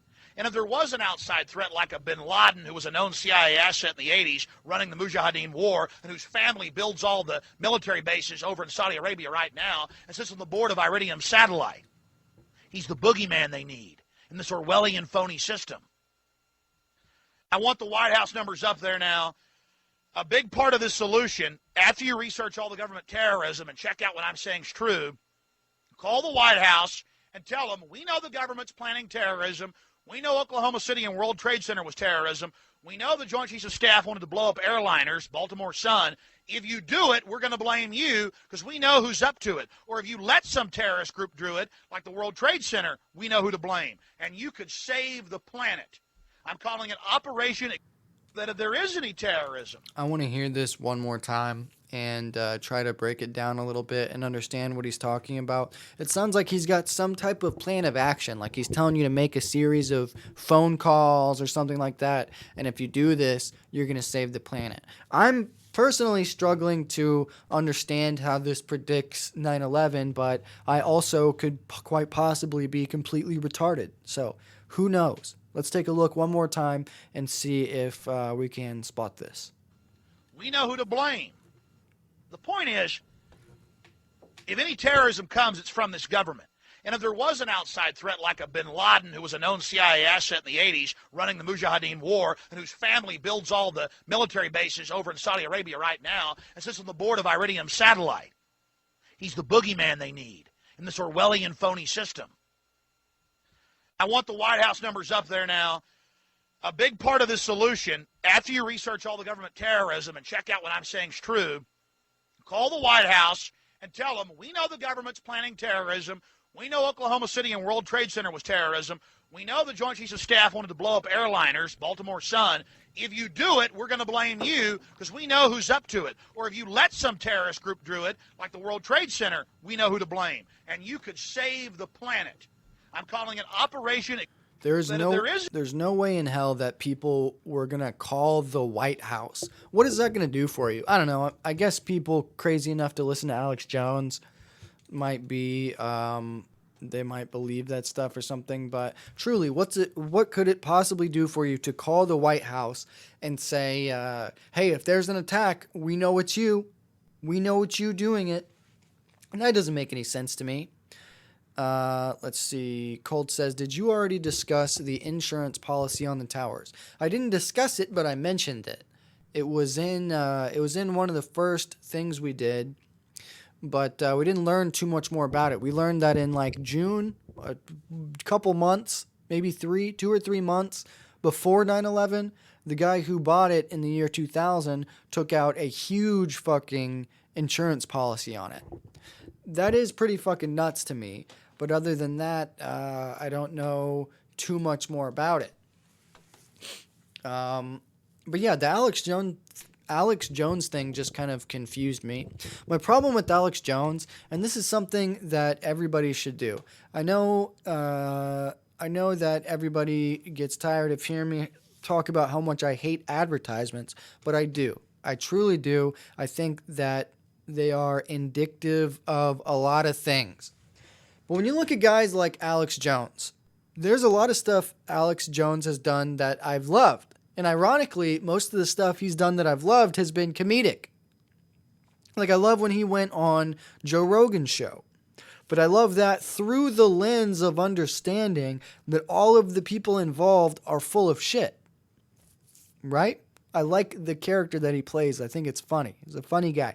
But I don't look to him like, oh, some savior or something.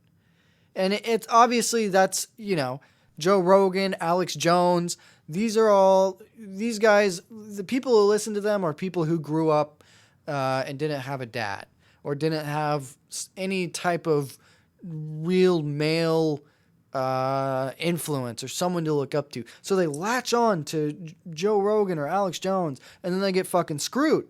I mean, these two guys in particular, I see them as like the titans of gatekeeping of a lot of stuff. Like Joe Rogan's the normie version and Alex Jones the conspiracy version. They do a lot of similar things. And the part that I don't like about either of them are something that they sell. And this thing is supplements. Have you heard of this? Do you know of this? So Joe Rogan has a little side company called On It, and he sells Alpha Brain and Shroom Tech and all these shitty supplements that don't do anything. And Alex Jones does the same thing. It's like, I think it's a different company. It's his own thing or whatever. But they both sell snake oil. Unrelated, but somebody told me that snake oil is actually is really fucking awesome. And that they made that a term to throw people off the scent.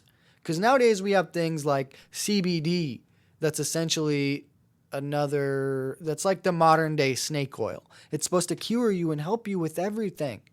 And ironically, Joe Rogan has another side company called Killcliff, and he sells CBD drinks. So CBD supplements, these are both things that you can't prove. These are both things that don't really do anything. And you can make whatever wild claims you want. And when you're buying supplements from these people you look up to, you're going to want to believe it. And just like with the vaccine, after you've already bought into something, it's not so easy to go to all your peers and say, hey, I was wrong about that. My bad. I was roped up in something. They got me. It's not as easy to do that as it should be. So people are more inclined to keep using it and justify it to themselves and all these great things. But yeah, I mean, Joe and Alex selling these supplements, that's where I lose respect. Not that it matters. Not that I think anybody in the world cares how much I respect Alex Jones or Joe Rogan. But it's not about that. It's much more, like I said, about being indicative of other things.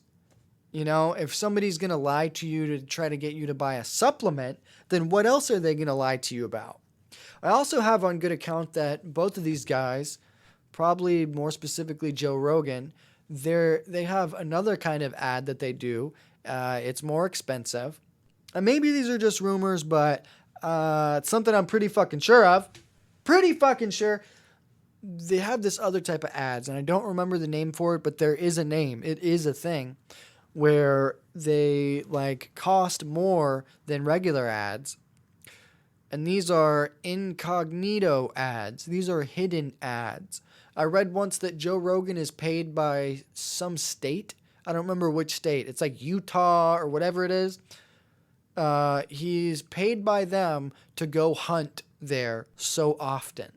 So that when the millions of people listen to his show, it's promoting hunting in that region. Because guys who like to hunt, they'll go, oh, where's Joe Rogan hunting? And they'll want to go hunt there. Believe it or not, because I know that sounds like a stretch. It's a thing. It's definitely a thing. And that's just one example. There are many things where agendas are pushed on you in entertainment all the time and never discussed. You know, you think you're getting a fair deal because you hear the ads. You hear, oh, they did an ad earlier. That's how they make their money. And everything else is going to be the truth. That's wrong. Very wrong. Everything's a scam, man. And even Joe Rogan, most of his guests, that whole show is just an ad for that guest. You see, Joe Rogan's getting what he wants. He's getting a guest doing the show. The guest is getting what they want because they're getting millions of people seeing them. That's why you're never going to hear anything that good, in my opinion. Mostly when it comes to celebrity guests and stuff, they're just sucking each other off. It's just Joe Rogan saying, oh, I think you're great. And then them saying, no, you're great. That's the whole show for hours. And it's merely an advertisement for whoever that person is. And once you start doing advertisements is a tough one. I wouldn't do them. But once you start selling supplements, that's when it's game over.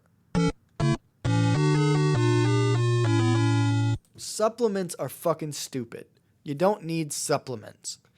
And if you do,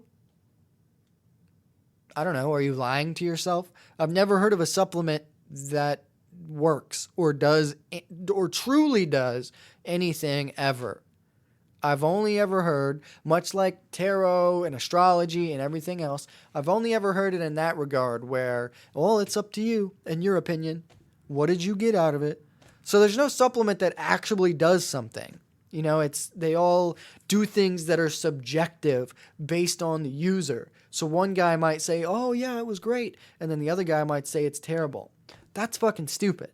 And seems to me to be a huge waste of time. A huge distraction. Okay? So don't get wrapped up in that stuff. That doesn't mean everybody involved in these things are bad. It just means have discretion. Keep your guard up. You know, there are people trying to fuck you over. And by fuck you over, that doesn't mean they're going to ruin your life. But fuck you over means they're going to steal your loosh. They're going to steal your time. They're going to make you waste your time on shit. And it's not good. Colt says, supplements may be a placebo effect. You trick yourself into thinking it's working. Yes, exactly. That's exactly it. And on a bigger scale, it's the same thing with vaccines.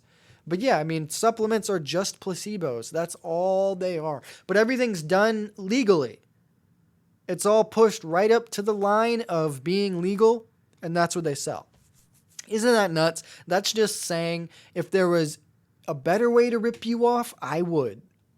And that's fucked. Just like how minimum wage. What is minimum wage? And I can't remember where I heard this to give them credit.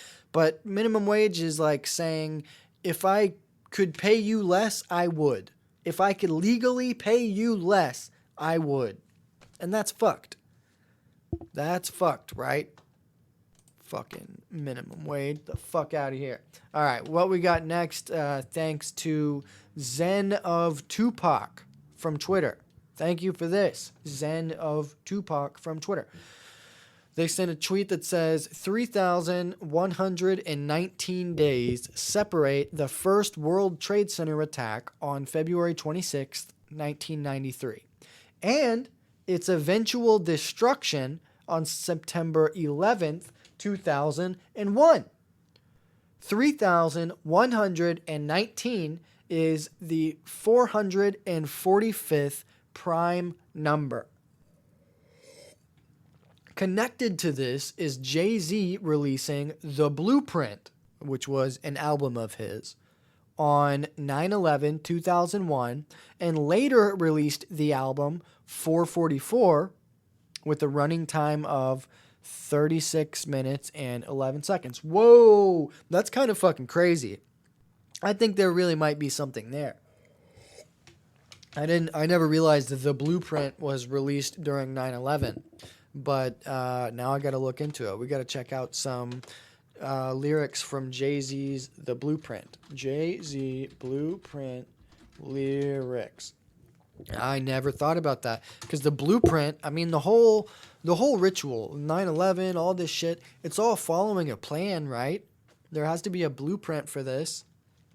So let's look at some lyrics from The Blueprint. Oh, I guess there's an actual song that's just called The Blueprint. Let's see what we got here. Mama loved me, Pop left me, Mickey fed me, and ooh, here, I'll try to rap it for you like Jay-Z. Mama loved me, Pop left me, Mickey fed me, Annie dressed me, Eric fought me, made me tougher, love you for that. My nigga, no matter what, bro, Stacy raised me, blah, blah, blah. I'm not going to do this. Anyway, I read this as I was saying it. I read ahead of what I was saying out loud, and it's not that good. It's just a bunch of stupid rap shit. Unless you was me, how could you judge me? I was brought up in pain, y'all can't touch me. Police pursued me, chased, cuffed, and subdued me. Talked to me rudely, cause I'm young, rich, and black. In a living movie. Not living by rules. New rap patrolling the city, follow my crews. Bleak, you're still with me? What did I say? Your time is coming, you're one hit away. Yeah. I'm not getting any 9/11 encodings here, but I wonder if I change my Google search a little bit. Damn it, I fucked myself. I wonder if I change my Google search just a little bit, if I can put Jay-Z 9/11, because this guy connected 9/11 to Jay-Z for me pretty good. The Blueprint changed the legacy of Jay-Z's album 20 years later. That was an article from one day ago. Why did Jay-Z release his album on 9/11? Well, he probably did not know that 9/11 was going to happen. He probably did, though, right? He probably really did. Nothing good is really coming up here. There's an article that says how the blueprint will always be leaked to 9/11. Isn't it just because it happened on the same day? Content-wise, the blueprint was symbolic of the very wealth... Oh, man, it went away. Of the very wealth and prosperity the World Trade Center towers were supposed to represent for the United States. A country whose ultimate wealth and prosperity exist almost solely for the top 1% of its population, and which also holds the title for the largest prison population in the world. Jay-Z's intended audience largely consisted of African-American males, many of whom garnered felony drug convictions and lost their right to vote and attain living wage employment years before they found themselves under attack on the morning of September 11th, 2001. Those who purchased Jay's album in the midst of slow-moving, thick clouds of pyroclastic dust billowing around the recently imploded Twin Towers were either seeking solace from a grim reality brought on by the beginnings of a perpetual war on terror that they themselves had nothing to do with, or they were indeed doing the only thing they knew how to do in times of war and peace, which is to consume. In the midst of the televised 9/11 war propaganda, the general consensus in the U.S., from politicians to ordinary citizens, was that the United States was attacked because outsiders hate its wealth and freedoms, a message that rings eerily similar to Jay-Z's The Blueprint lyrics directed at Jay-Z haters. This leaves us a dreary conclusion for fans who purchased Jay-Z's album the week of the attacks. Life is not about reality, but rather the comforts of a dream. Ooh! This is good. Okay, I'm going to start this over. This leaves us with a dreary conclusion for fans who purchased Jay-Z's album the week of the attacks. Life is not about reality, but rather the comforts of a dream. A dream in which Jay-Z sold 426,000 units of his album in the wake of September 11th, 2001. Dream or reality, zombie or human, one point applies to both the release of The Blueprint and the events of 9/11. Consumerism and capitalism trump everything. Even dead bodies in the street. Oh man, that article sucked. No, it was pretty good. I just got roped in to reading it. Let's see. Colt says, doesn't 9 have like completion energy, completed cycles, and 11 like new beginnings? Jen says, the blueprint for the takeover was 9/11 Takeover, a song on the album. Colt says, that's wild. What the fuck? Morgan says, Will Graham for the show start, 3/12 for 9/11. Let's check this out. Colt says, comforts of a dream. Yes. Now, I love that I just found that randomly and it linked back to life being a dream. Okay. Morgan sent us a video in here. She says, 3/12 for the 9/11. So let's put it at 3 minutes and 12 seconds. The time code in here. And let's see what we got here today on The Wrong Warp. Program. And then at that point, I get a call from Fisher Price Toys. I figured they got a wrong phone number. What do you want? This is, we want to run something by you might be interested in. Well, what is it? They want a New York City firefighter to be their new rescue hero. And as I was telling them what a firefighter looks like with his bunker gear, his tools, his equipment, his air mask, and they want to have a big press conference in New York City. They want to introduce this new rescue hero. Well, they were so excited. They said, when can we do it? And I'm brainstorming in the meeting. I says, 911 is the emergency phone number in New York City. Why don't we have a 911 day in New York? This was the new rescue hero being introduced on September 11, 2001 at 9 o'clock in the morning when the first jet struck the tower. So let me understand this. The guy's got a firefighter action figure in his hand. What is he saying about it here? New York. This was the new rescue hero being introduced on September 11, 2001 at 9 o'clock in the morning when the first jet struck the tower. On my way to the press conference, I saw the tower fully engulfed with flames, and I had to make a big decision. What do I do? Do I go to the press conference for Billy Blazes, which didn't happen anyway? So this guy, Joe Torrillo, the firefighter who never gave up, he had to go to some press conference making this firefighter toy the official hero of the city or something, but then 9/11 happened while he was driving to that? Is what I'm getting? I'm confused, though. Or do I make my way to my old firehouse across the street from the Twin Towers? And that's what I did. Boys and girls, I didn't have to be there that day. I was in a dress uniform. I took my uniform off and borrowed a set of firefighting gear. And in that rescue effort, I was buried. And by the time the sun went down on the evening of September 11th, 2001, 344 firefighters were declared dead. 344. 3 days later, one was found alive in another state, in a hospital, in an operating. Okay, I'm going to take this moment to light my other joint here. I'm going to smoke more weed on the show here today. Don't worry if anybody, I know some people are like this. Don't worry about the thing that I brought up and didn't finish. We're going to get back to it. It's in the background. Don't worry. I don't want you to be sitting here like, oh, maybe I'm not listening to the right show because they started something and went off on a tangent. Trust me, you're in the right place. This is the right show. Don't worry. Waiting room, and that was me. And Oh, but mostly I'm lighting up this joint. Wonder if I should play. No, we'll keep watching this. I'm lighting a joint.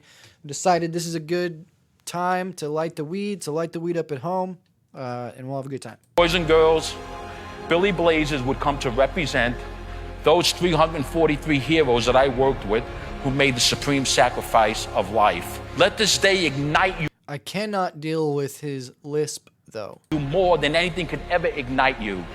Billy Blazers, a New York City firefighter rescue hero, is the only rescue hero that represents real people, and that's not me.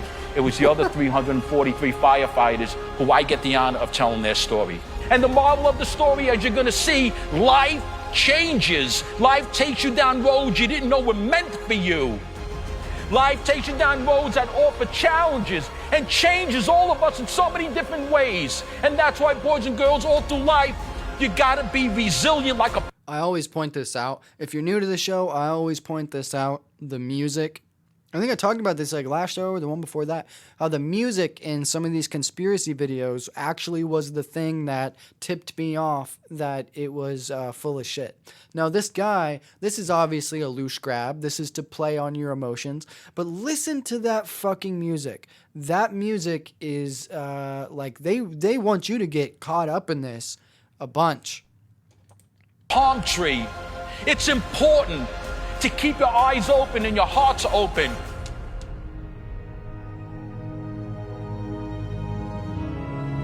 That's what firefighters. We're going to just see if we can help some people out here. That's a 9 truck, one of the first new companies destroyed.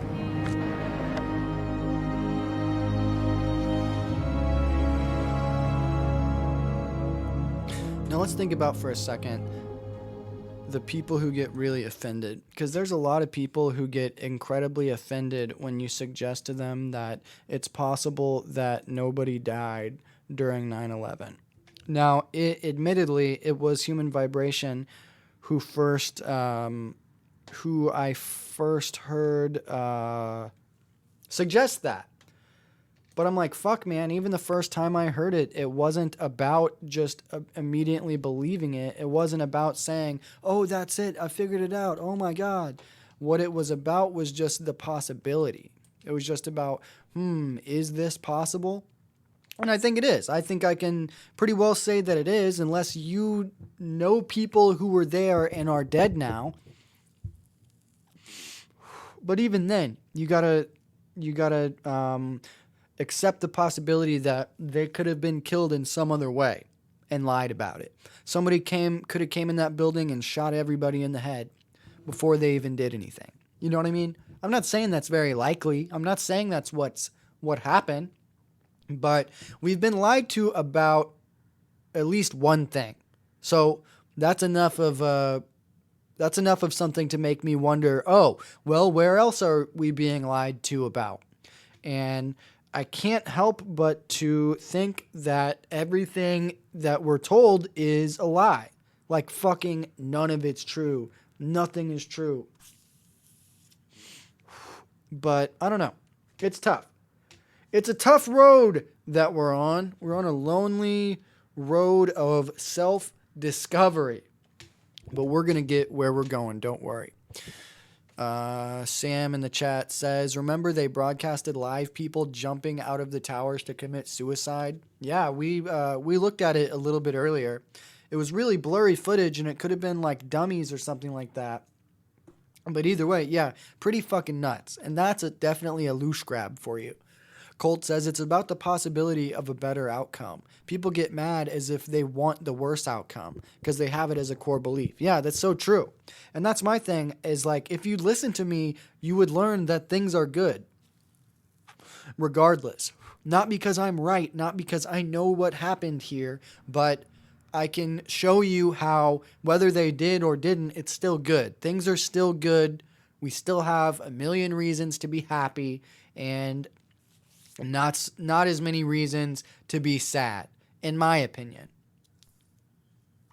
Let's see here. Oh man, I didn't go off topic. This is the topic. The thing that I had up was just the Jay-Z thing. There's just a couple images here today. Let's see. Let me set this over here. Days separating the first World Trade Center bombing on February 26th and the events of September 11th. Okay, so these pictures are kind of reiterating what we read earlier with the Jay-Z thing. Let's see. Ramzi Youssef, convicted terrorist credited with being the main perpetrator of the 1993 World Trade Center bombing, incarcerated at the Florence Supermax Federal Prison. His inmate number is 0391100. So that goes along with the Jay-Z thing, which is Jay-Z, the Blueprint album was 36 minutes and 11 seconds. So the days separating the first World Trade Center attack and September 11th, 3,119 days. The inmates number we just read, 3,911. The next one says, the World Trade Association Flight 800 exploded and crashed 12 minutes after taking off from JFK International Airport on July 17th, 1996.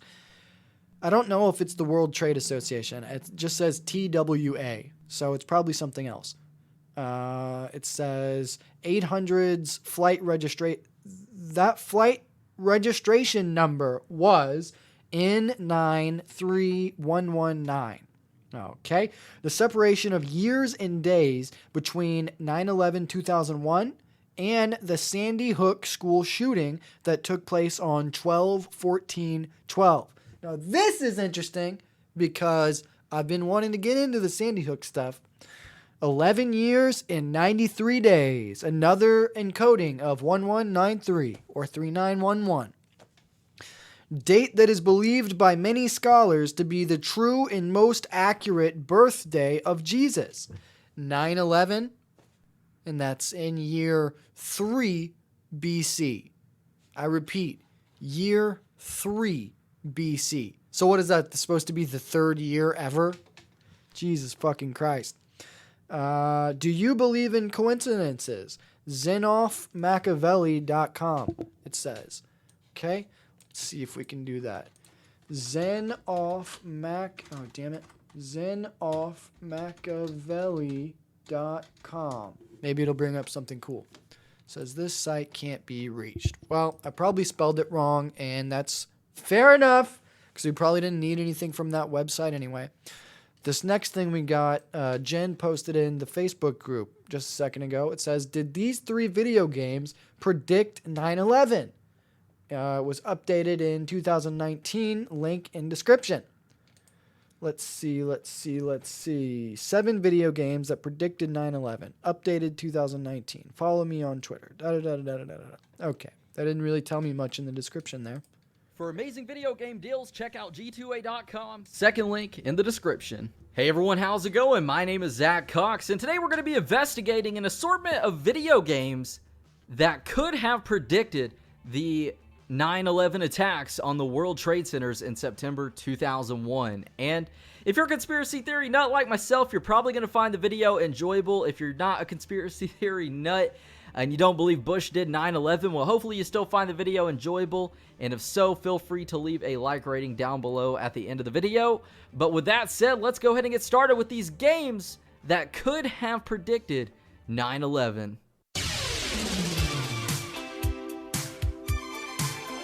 Alright, now starting things off with a top-down shooter from 1989 by the name of Master Weapon. This game is your normal top-down shoot-'em-up game where the player controls a spaceship with upgradable weapons, and actually the first level of this game features 2 skyscraper buildings in a decimated city that eerily resemble the Twin Towers. And what's crazy about this is that these towers can actually be destroyed, and when they get destroyed, the buildings actually pancake to the ground in the same fashion and way that the Twin Towers did in real life. And if that's not enough to convince you that this game from 1989 could have predicted 9/11, well, this next part might, because So what is going on with this ritual? I understand it seems to be either 11 or 2. Whatever it is, 11 or 2, but it's 2 things standing next to each other being collapsed or being destroyed. What is this representing?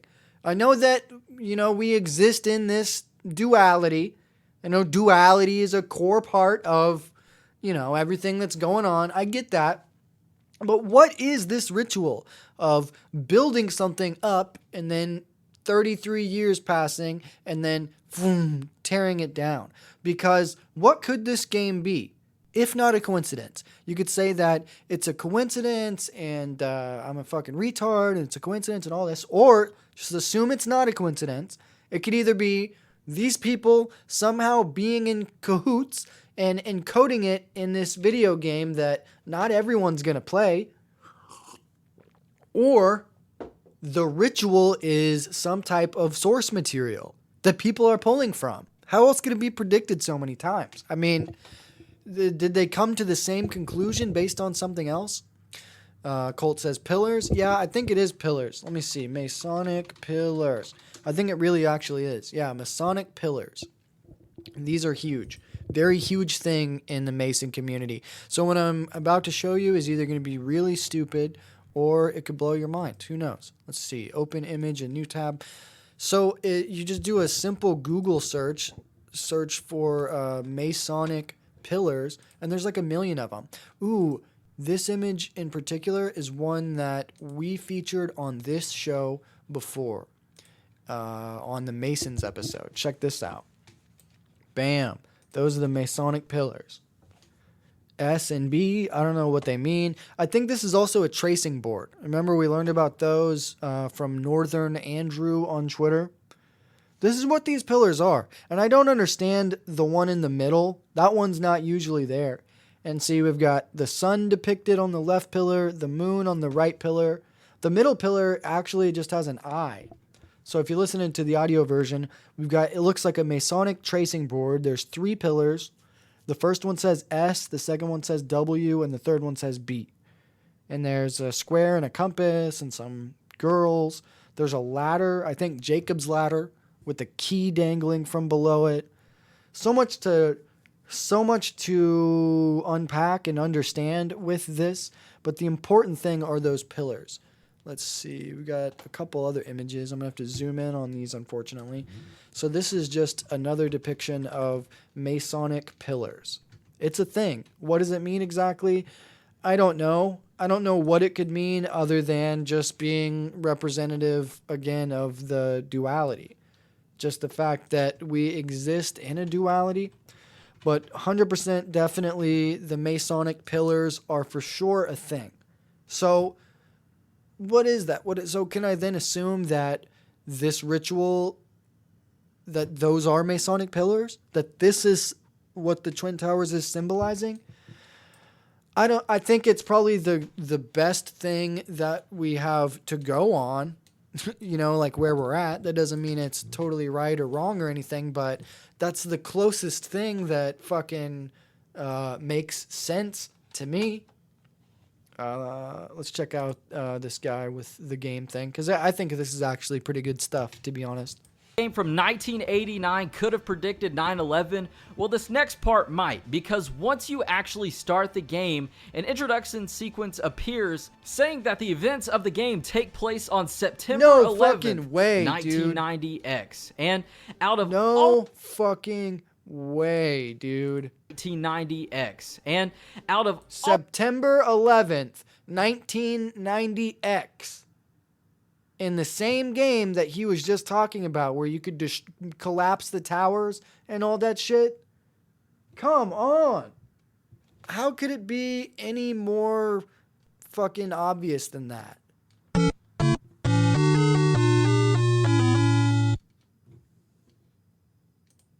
God damn it, now the video's buffering.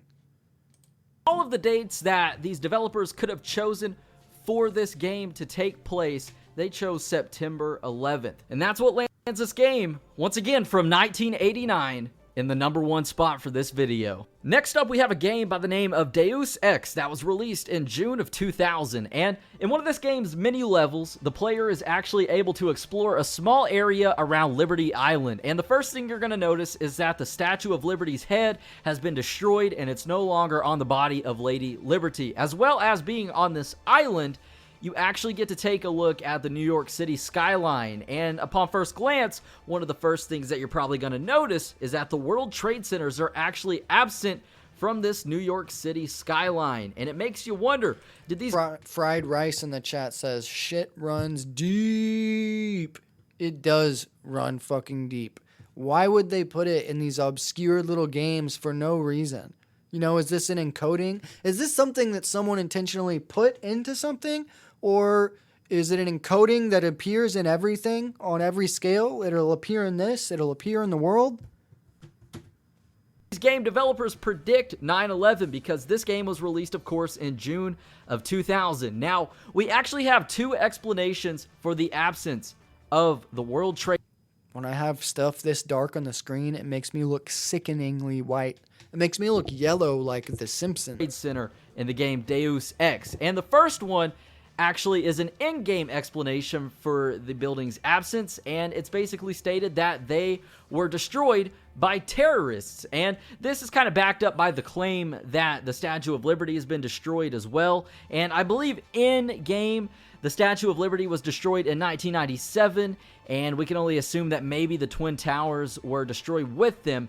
But the actual reason for the exclusion of the World Trade Center in Deus Ex was due to quote-unquote memory constraints, and this actually comes from the developers of this game. However, this explanation has been tested by actually adding in new textures to the game that feature the World Trade Center along the New York City skyline, and the game ran perfectly fine. There was no memory constraints or anything of that nature, and it makes you... That's actually pretty good. That's kind of a little bit revealing, too. They asked them... wonder, why would these developers... So, basically, in this game, they're in... Shut the fuck up! Basically, in this game, they're in New York or wherever the Twin Towers are, but in the game, they didn't include the Twin Towers. And when questioned as to why the Twin Towers were not included, they said it was because of memory restraints. Now, what that means is that putting those towers in the game would use up so many resources from whatever game console that they had to leave them out just for the game to run smoother.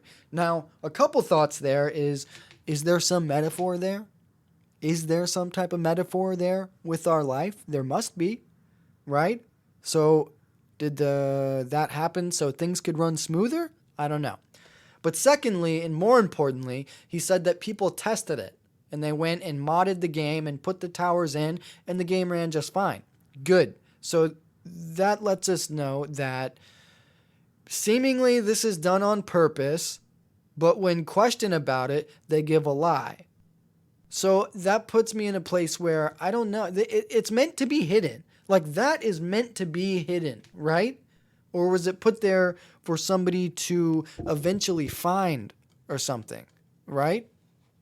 Insane. The most prominent, eye-catching set of buildings upon the New York City skyline, opposed to maybe removing some smaller buildings that nobody would really take note of. So who knows what's going on there? Were these developers getting their nose? I'm relighting my weed. I put my weed joint out earlier. I'm lighting it up again here today on the wrong warp. Dama saw just a year before the attacks on the World Trade Center. We'll most likely never know. Now, last but not least, we have a Flash game by the name of Trade Center Defender that was actually released in early 2001, just a few months. Trade Center Defender. that was released earlier in 2001. Come on. Prior to the events of 9/11, of course, and the objective of this game was to gun down planes that headed towards the towers that were trying to destroy them, and you just shoot them down before they get to the towers. And if one plane hit the tower, it would catch on fire, and if two planes hit the towers, of course, the tower that was hit, it would actually collapse into itself and pancake to the ground. And if one was destroyed, then you had another chance to protect just the remaining tower. And if both were destroyed, you would just have to restart the game. And that should make the world stop. The world should be stopped from seeing this. This should be on the news. There should be all types of shit going on for this one little game. This came out prior to the attacks, and it's about you defending fucking planes from hitting the towers. How is the world not stopped? What is a normie gonna say to this? Oh, it's a coincidence. How is it a coincidence? It's this. Ooh. And what's interesting is you might say, okay, it's Trade Center Defender. It's just two buildings you're protecting from planes hitting, which of course raises some flags there, but actually the file name for this game was WTC.exe, WorldTradeCenter.exe. So that kind of proves that these are the EXE, like as in execute. World Trade Center execute. World Trade Centers that we're defending there. So just very creepy stuff going on here. Whether or not these are coincidences or video game developers somehow predicting the future, the world may never know. But if you guys did find the video enjoyable and learned something new today, then feel free to give the video a thumbs up, show your support, subscribe to never miss out on another video game. That's fucking nuts, dude. He updated it in 2019. What does that mean? He made an all-new video, or he just added some more, or what? Let's see. Between 1989 and April 2001, there were 7 video games that predicted what would happen in September 2001. Which leads me to ask, have you ever... So the original video, either this video or the original video was demonetized by YouTube. That's another great point right there, though, too, is why does that stuff get demonetized? There's only a small certain section, list of things that you will get demonetized for on YouTube. One of them, like what the guy just said about his own video, is that because he's talking about 9/11. It's the same thing with, like, COVID. The big one for me was always Flat Earth. Flat Earth shit gets demonetized so fucking quickly. And I think the Flat Earthers, and by Flat Earthers I just mean the people who, like, that's their main thing, they would tell you that it's getting demonetized because they're trying to cover up the truth. I say that, I mean, I guess it's the same reason, because they're trying to cover up the truth, but it's like not about the shape of the earth. It's not about, they're going to figure out that the earth isn't round. It's all those lies and everything surrounding Flat Earth. It's all the stuff connected to how the shape of the earth is a lie. Those are all the things that put you on this big spiritual journey and all that good stuff. As bad of a rap as Flat Earth gets, it's all the stuff in that theory that really truly kind of is the good stuff. Anyway, let's see what's up. Heard of the term predictive programming? If not, well, basically what predictive programming is things happening and hidden in the media, whether it be TV shows, radio, music, video games, before they actually happen. And a lot of times it's atrocities, whether it be get to it, buddy. but the world as a whole, and also using a supercomputer called the God System. And the survivors start their first step in rebuilding Earth by having the God System create machines capable of cleaning and reconstructing much of what had been lost during the war. However, without warning, a mysterious mutant entity known as Skip forward. I don't know if he added Collapse or Pancake. If he added games to this or he did all new game shit. Where only 3 monsters have survived. There we go. This game takes place September 11th, 1990X. Number 6, King of the Monsters 2. Released in 1992, the whole plot of this game basically takes... That's the year that I was born, by the way. placed 3 years after the events of the first game, where only 3 monsters have survived what is known in history books as the King of Monsters Massacre. They've become more advanced and dangerous than ever before. But now in 1999, a powerful alien monster and his wave of minions threaten to conquer the Earth. The surviving monsters must defeat the alien menace and once again prove who is the king of the monsters. Now, where this game gets very interesting and possibly foreshadows September 2001 is during one of the first boss fights, the Twin Towers actually make an appearance in this game. Cool, right? Well, they're then taken out and pancake in the exact same fashion that would happen 9 years later. Number 5, Urban Strike. That this one 1994 classic is actually That was a fucking bomb, dude. That sucked. set in 2001, which is, well, that's pretty creepy. So, just a quick summary of the plot of this game. It's All centered. right, well, I'm not going to watch that one because it seems to be exactly the same as the one that we just watched. He just remade the video for some goddamn reason. Anyway, the next one we got, Morgan sent in here today. It is how you're going to connect Nightmare on Elm Street with 9/11. Now, that's a tough one, right? That's like... Did you know that oh, no. that movie Fuck up. is... Now, you would think that's a huge stretch. How do we get to that? But trust me, this is good shit. This is how we're going to connect the Nightmare on Elm Street to the assassination of John F. Kennedy. Wait, am I thinking of this wrong? Yeah, it's how he connected John F. Kennedy to Nightmare on Elm Street, but then Nightmare on Elm Street was connected to 9/11, wasn't it? Yeah, I gotta find that one. Nightmare on Elm Street is connected to 9/11, which is connected to the assassination of John Kennedy, and then that connects into 2 other things. It all connects. Let's just check it out. Did you know that that movie is kind of a metaphor? For what? For the assassination of JFK. The sins of the father have come back for the children in Wes Craven's A Nightmare on Elm Street. This horror movie classic from 1984, we meet Freddy Krueger. In life, a serial killer and child molester, but in death, something far more supernatural.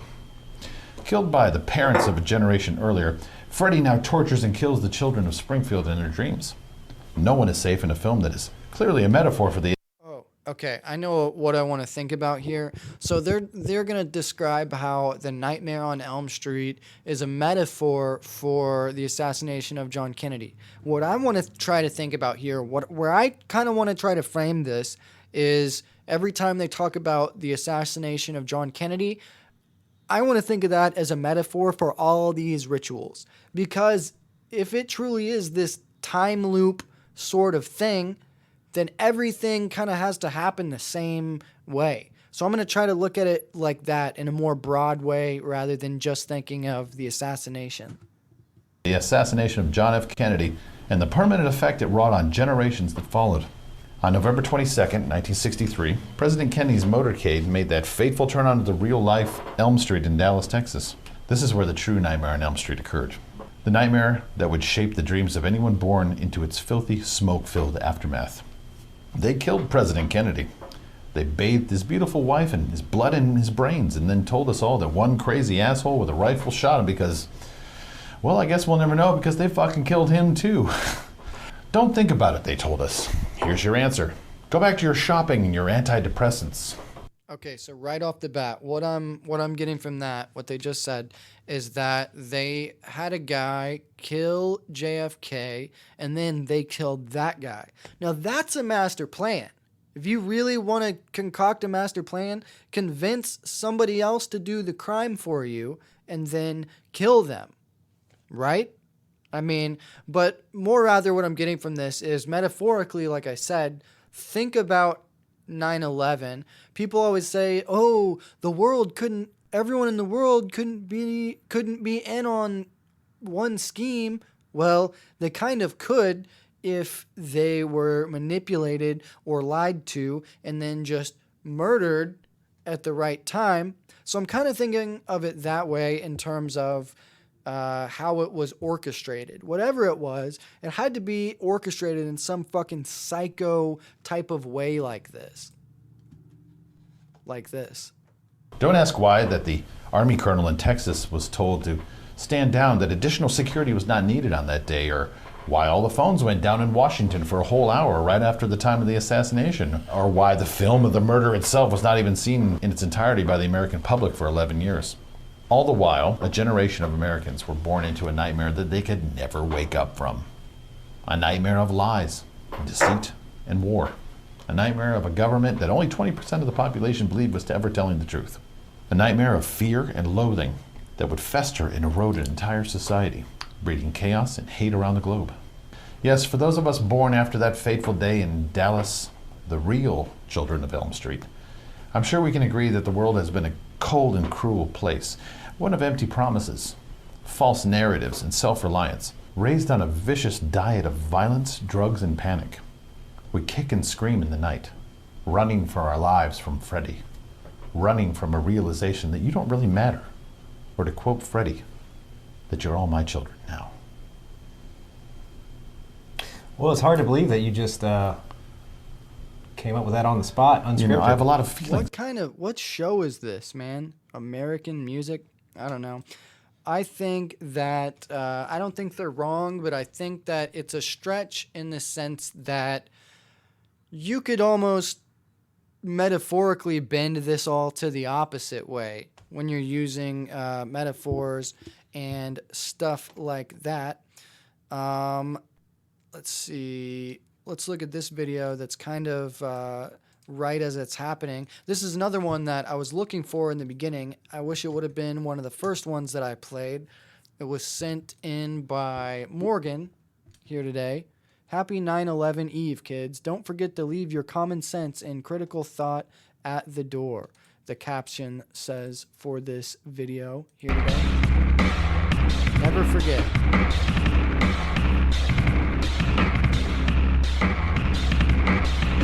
As if a demolition team set off when you see the old demolitions of these old buildings. It looks like one of those scenes of an old building being purposely dynamited and blown up. Anybody who's ever watched a building being demolished on purpose knows that if you're going to do this, you have to get at the under infrastructure of a building and bring it down. The way the structure is collapsing, this was the result of something that was planned. It's not accidental that the first tower just happened to collapse and then the second tower just happened to... Who is that talking? Is that on the news or something like that? Who? I've heard like 3 people tonight so far say that there's no plane. Well, it was probably like that first guy, like they probably never aired this clip again or whatever. But I find it interesting that people are saying that it's fake right when it's happening. Like as it's being reported, they're saying that it's lies and all that shit. Collapse in exactly the same way. How they accomplished this, we don't know. The building collapsed to dust. You don't find a desk. You don't find a chair. You don't find a telephone, a computer. The biggest piece of a telephone I found was half of the keypad, and it was about this big. If you really think about it, 9/11 connects all of us. Like everyone in the world connects back to 9/11. Do you remember that ad? There was an ad that I tweeted today that was like, it said, the closest some of us will ever get to heaven. And it was 9/11. Oh, dude, it's got to be like the Tower of Babylon, right? Is that what it is? Is that what the 9/11 was? The closest we'll ever get to heaven. Let me look this up for a second. Tower of Babylon. I don't remember that story enough to remember what was going down in there. The Tower of Babel, it says. Tower of Babel, according to the story, okay, this is good. This is good shit here. This is the Tower of Babel. According to the story, a united human race in the generations following the Great Flood, speaking a single language and migrating eastward, comes to the land of Shinar. There they agree to build a city in a tower tall enough to reach heaven. God, observing their city and tower, confounds their speech so they can no longer understand each other and scatters them around the world. Some modern scholars have associated the Tower of Babel with known structures. blah, blah, blah, blah, blah, blah, blah. Well, that wasn't as riveting as I thought it was going to be, but there's got to be some point here, right? Like, there's all these images. I guess the Tower of Babel was only one tower and not two, huh? I also here lately have it on good grounds to believe that the Bible is not as good as I thought it was. But still. But I digress. What happened to the concrete? The concrete was pulverized from river to river. There was dust, powder, 2-3 inches thick. The concrete was just pulverized. In addition to those pictures we've all seen too much on television before, when a building was deliberately destroyed by well-placed dynamite to knock it down. If they had detonated, they were planned to take down a building. So it's the Masonic pillars and somehow the Tower of Babylon. These are the only two clues I have. The Tower of Babylon and the Masonic pillars.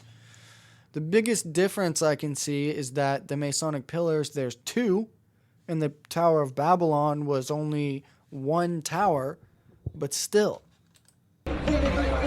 I heard a second explosion. There was a heavy-duty explosion. Then there was those secondary explosions and then the subsequent collapses. An explosion blew and it knocked everybody over. To me, it sounded like an explosion. It sounded like gunfire.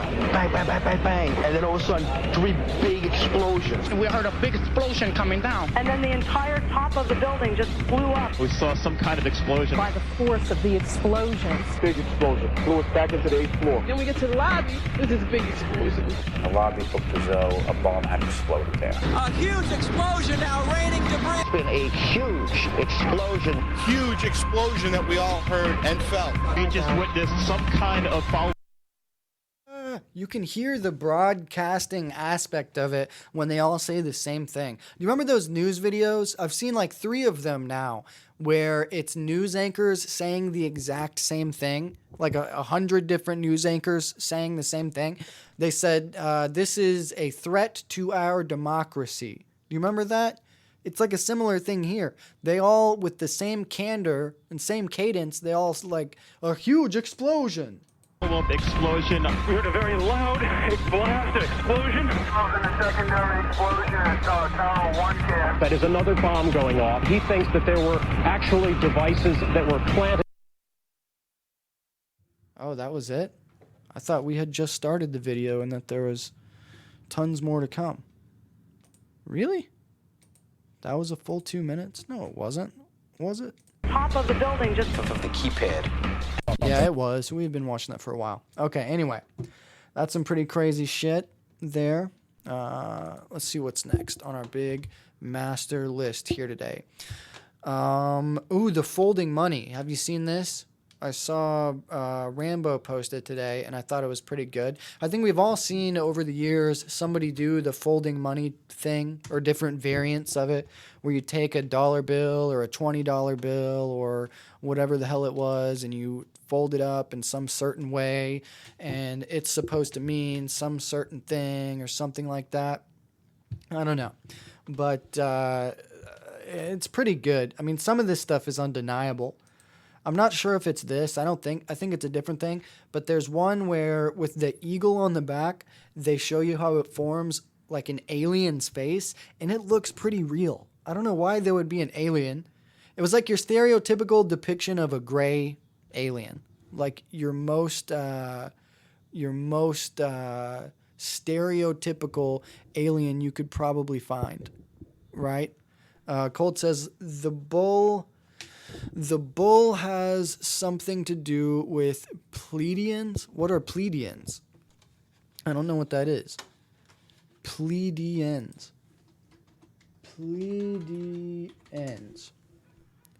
Pleadlings are certain formal documents filled... Oh, pleadings. Pleadings are certain formal documents filled with the court. That can't be what Colt meant there. Anyway, let's watch this money folding video.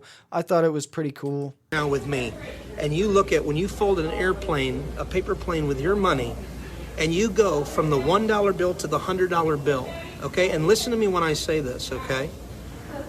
I just showed you at the beginning of this video on Google that they redesigned the money in 1996. They started with the $100 bill. and then they moved on to the 50, and then the 20, and then the 10. And it goes 1996, 1997, 1998, and then in 2000 they were done with the redesign. Folks, this is undisputable. They executed Oh, you see that fucking $5 bill? a plan that was already planned. The $5 bill's insane. It's like 2 towers and they're blowing up. I don't know. That could be a stretch, though. Okay, here's the 1 to the 5. The towers are hit. Oh. The buildings are falling. Oh. The buildings are gone. Oh. And all there's left is smoke. You follow the track. All right, we're going to run that back and watch that again. So if you're just listening to the audio version of the show, this guy has folded money. He has all the different American dollar bills, like 1, 5, 10, 50, 100. He didn't have a 10, did he? Maybe he did. He's got all the bills folded up into a paper airplane, and it's doing different things. I don't understand the first one, though, to be 100% honest with you. Right now with me, and you look at when you fold an airplane, a paper plane with your money, and you go from the $1 bill to the $100 bill, okay? And listen to me when I say this, okay? I don't understand at all what this first one is supposed to be. I just showed you at the beginning of this video on Google that they redesigned the money in 1996. They started with the $100 bill, and then they moved on to the 50, and then the 20, and then the 10. And it goes 1996, 1997, 1990. Let's see. In the chat, Fried Rice says, sorry, I'm just super stoked to be here. I have listened to every show he's done, and this is next level to be in here and be a part of the convo. Hey, we love you, Fried Rice. You're welcome to come hang out with us. We got a Facebook group and a Discord. We got all kinds of stuff. Morgan and Colt, they'll take care of you. They'll lead you to the promised land that is the Minus World. 98, and then in 2000 they were done with the redesign. And we're glad you're here. Folks, this is undisputable. They executed a plan that was already planned. So again, I don't understand the first one. It kind of looks like a ladder or something. I don't understand the $1 bill. But it starts here with the $5 bill. When you fold it up in this fashion, and it's just like a paper airplane is all it is. But you fold it up in this fashion, and it's like it looks like the Twin Towers with it looks like the explosion happening right at this moment. Like this is the moment of, right? Okay, here's the 1 to the 5. The towers are hit. Okay, and then the 10, the towers, I don't know, it's kind of different. The 10, it's like, it looks like they're getting hit by a plane on the $10 bill.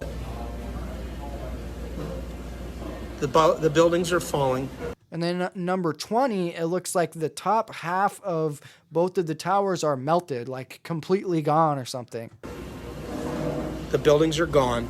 And then on the $50 bill, it's just smoke, like just rubble. And all there's left is smoke. Yeah, and then the $100 bill, it's just a little bit of smoke. Wow. I wish he'd explained the number 1, because I don't understand that shit at all. But oh well. Oh fucking well. There that was. I thought it was pretty cool, to be honest with you. Let's see. Loose grab. Planes don't fly through steel. Yeah, that's what we'll do. We'll look at this one called Planes Don't Fly Through Steel. This one is from Rambo on Twitter, who I think his Twitter name is Seek the Truth 101. He's been on the show more than once even. We love Rambo here at The Wrong Warp. This video, the tweet says, planes don't fly through steel. There was no planes. It was an illusion. Blow you away. Pay attention to the National Institute of Science and Technology is going to blow you away. Pay attention to the details. Do you see anything strange? Let's play it again.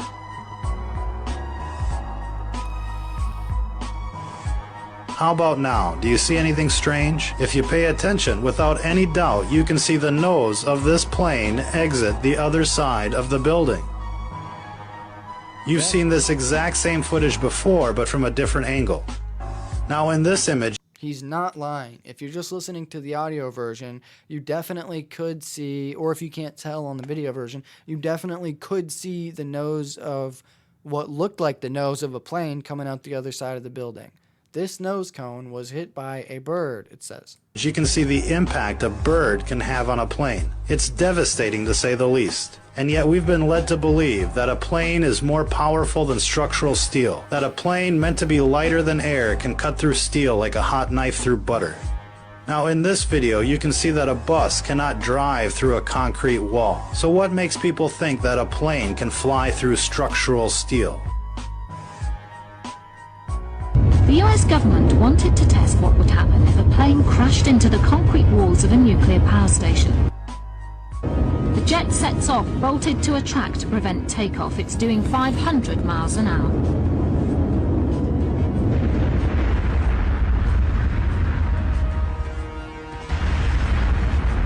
The plane atomized with the impact. It just disappeared into dust. Only the tips of the wings escaped total destruction. But the wall, designed to move and absorb energy, did its job well. When dealing with nuclear material, no test can ever be too drastic. As you can see in this footage, the fighter jet did even... This music makes me feel like whoever made this video really felt like there's like a mic drop at the end of it. Like they said the video and then they just said, poof, I'm out. I'm Audi 3000. You know, that's what I get from the music. It just makes you, the music says, yeah, we know this is badass. So a vibe I'm kind of getting. Even worse than the bus. It was vaporized into dust. The World Trade Center wasn't made of concrete, ladies and gentlemen. It was a building made with grade A structural steel. Grade A structural steel. Well, that was a pretty National Institute of Science and Technology. That was a pretty good one, too. Rambo is pretty good. I need to have him back sometime soon. Let's see. I got 2 or 3 more things here. Trying to understand my own notes here. Okay, Loosh Grab is a good one. Let's look. Yeah, we'll look at the... No, okay. We'll look at this Brother Berg tweet. We'll look at this Brother Berg tweet, and then we'll move on from there, and I'll give you the news. I'll give you the news for what is going to go down later tonight. Here today on The Wrong War. So Brother Berg has been making these tweets. Love Brother Berg, too. He's also been on the show here talking about these games. And I played these games. That's what's so crazy. My older brother, we had a computer. My older brothers bought this game, and I played it all the time. It's called Command & Conquer Red Alert 2. Berg's tweet says, this computer game opens with a surprise attack on America with the mission to destroy the Pentagon and capture or destroy the Twin Towers. It released 10 months, 19 days before 9/11 and a day short of exactly 330 months, 3 weeks after the World Trade Center's grand opening. Now, that's so interesting to me. Like I said earlier, if you do this stuff on your own, like if you get a little bit into gematria to the point where you can understand enough how to do it a little bit, even if it's just junior gematria, and start looking at some of these things that you find to verify whether or not they're true. And at least for me, I've seen enough of these things to understand that their events are spaced out on purpose. And that's it. That's all that I understand. Events are spaced out on purpose to have a certain amount of days in between them. Why? I don't know. Who's doing it? I don't know. Is it like a fucking simulation? Is it that whole thing? I don't know. Who the fuck knows? All I know is that looking at the gematria stuff, doing it on my own, and by the way, being very skeptical, checking it on my own, it's like, no, there definitely is something going on here. Every major event is spaced out in a very specific way, and it's creepy as fuck. Brother Berg, by the way, I think he just dropped a book, dropping my 9/11 predictive programming ebook on 9/11 for $9.11. The definitive decode of 93 juicy examples of fiction foreshadowing future. I've put several hundred hours into this one, and I'm stoked on the results. It's going to blow your mind. So go follow Brother Berg on Twitter. Extra Capsa, CAPSA, Extra Capsa, and get that book from him. I think I for sure am going to get that book. Now, these other two things, I have 2 more videos, but they're really long. So what I think I'm going to do for this is either I'm going to come back on either later tonight or tomorrow in the morning. Probably later tonight. But stay tuned in the Discord or the Wrong Warp Facebook group or probably even Twitter. Who knows? And I think what I'm going to do for the Minus World episode this week is just watch these 2 things. I'll pull them up here so you can see what they look like, see what they're going to be about. They both look really fucking good. Good enough that I had to include them, but they're just too long. I think actually someone... I think somebody sent me this one, or somebody posted this somewhere. 2 hours and 22 minutes. That's how long it is. Keep perceiving it on one level. Unexpectedly, this time his call is picked up. One of the officers coordinating rescue operations is Chief Nick Visconti. He responds to Jay Jonas's Mayday call. Operations to Lattice 6. All units stand by. Operations to Lattice 6. I got a radio transmission from Nick Visconti. I heard Operations Post to Lattice 6. Operations Post to Lattice 6. So it's like this big, long documentary. I'm thinking about watching that, doing a watch-along with that for the Minus World episode this week. But then there also is one more. I think this one was way shorter. This is only 20 or 30 minutes, I think. Because I was thinking about watching this one, too. I don't think... Okay, here we go. I don't think I could... Let's see. 35 minutes. That's not bad. How about this? That's how we'll close the show out this week. We'll skim through this 30-minute video a little bit, and then we'll come back and we'll watch the rest of these in the Minus World. The Minus World, if you've been enjoying the show today, the Minus World is our bonus content section, but it's not really bonus content. It's half of the show. It's $8 a month. buymeacoffee.com/thewrongwarp. That's the only way I can make money from this show. So show your support. And plus you get like over 50 hours of the show that you haven't heard yet here today. But it looks like this website, freevoice.com. I'm watching this video. Oh, there it is. I thought there was no video player.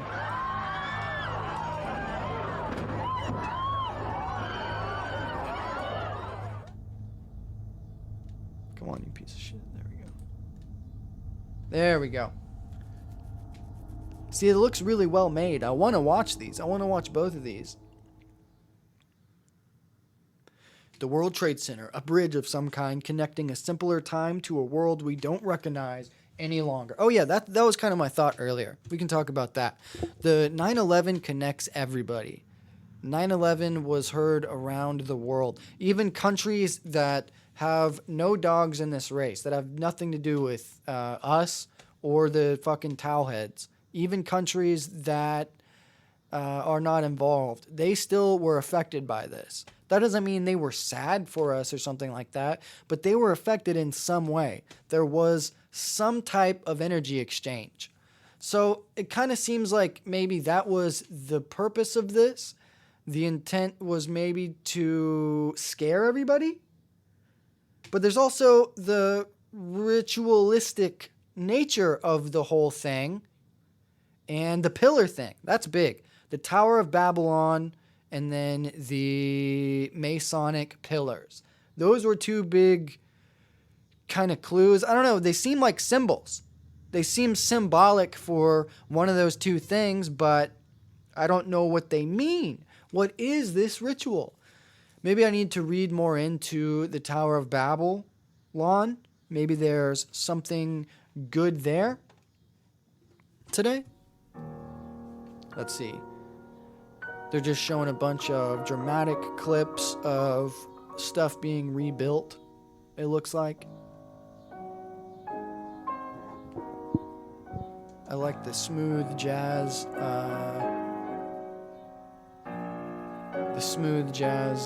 Soundtrack here. Don't really understand what I'm seeing. Oh, it's just above the World Trade Center buildings. Anyway, so oops. Let's see what they're saying. Because now we have a camera. Katie Mattinell, thank you so much this morning. Good morning, everybody, again. For the second time in 2 weeks, the U.S. has lost an unmanned spy plane over Iraq. Iraq claims it shot down the remote-controlled Predator aircraft near Basra in the southern no-fly zone.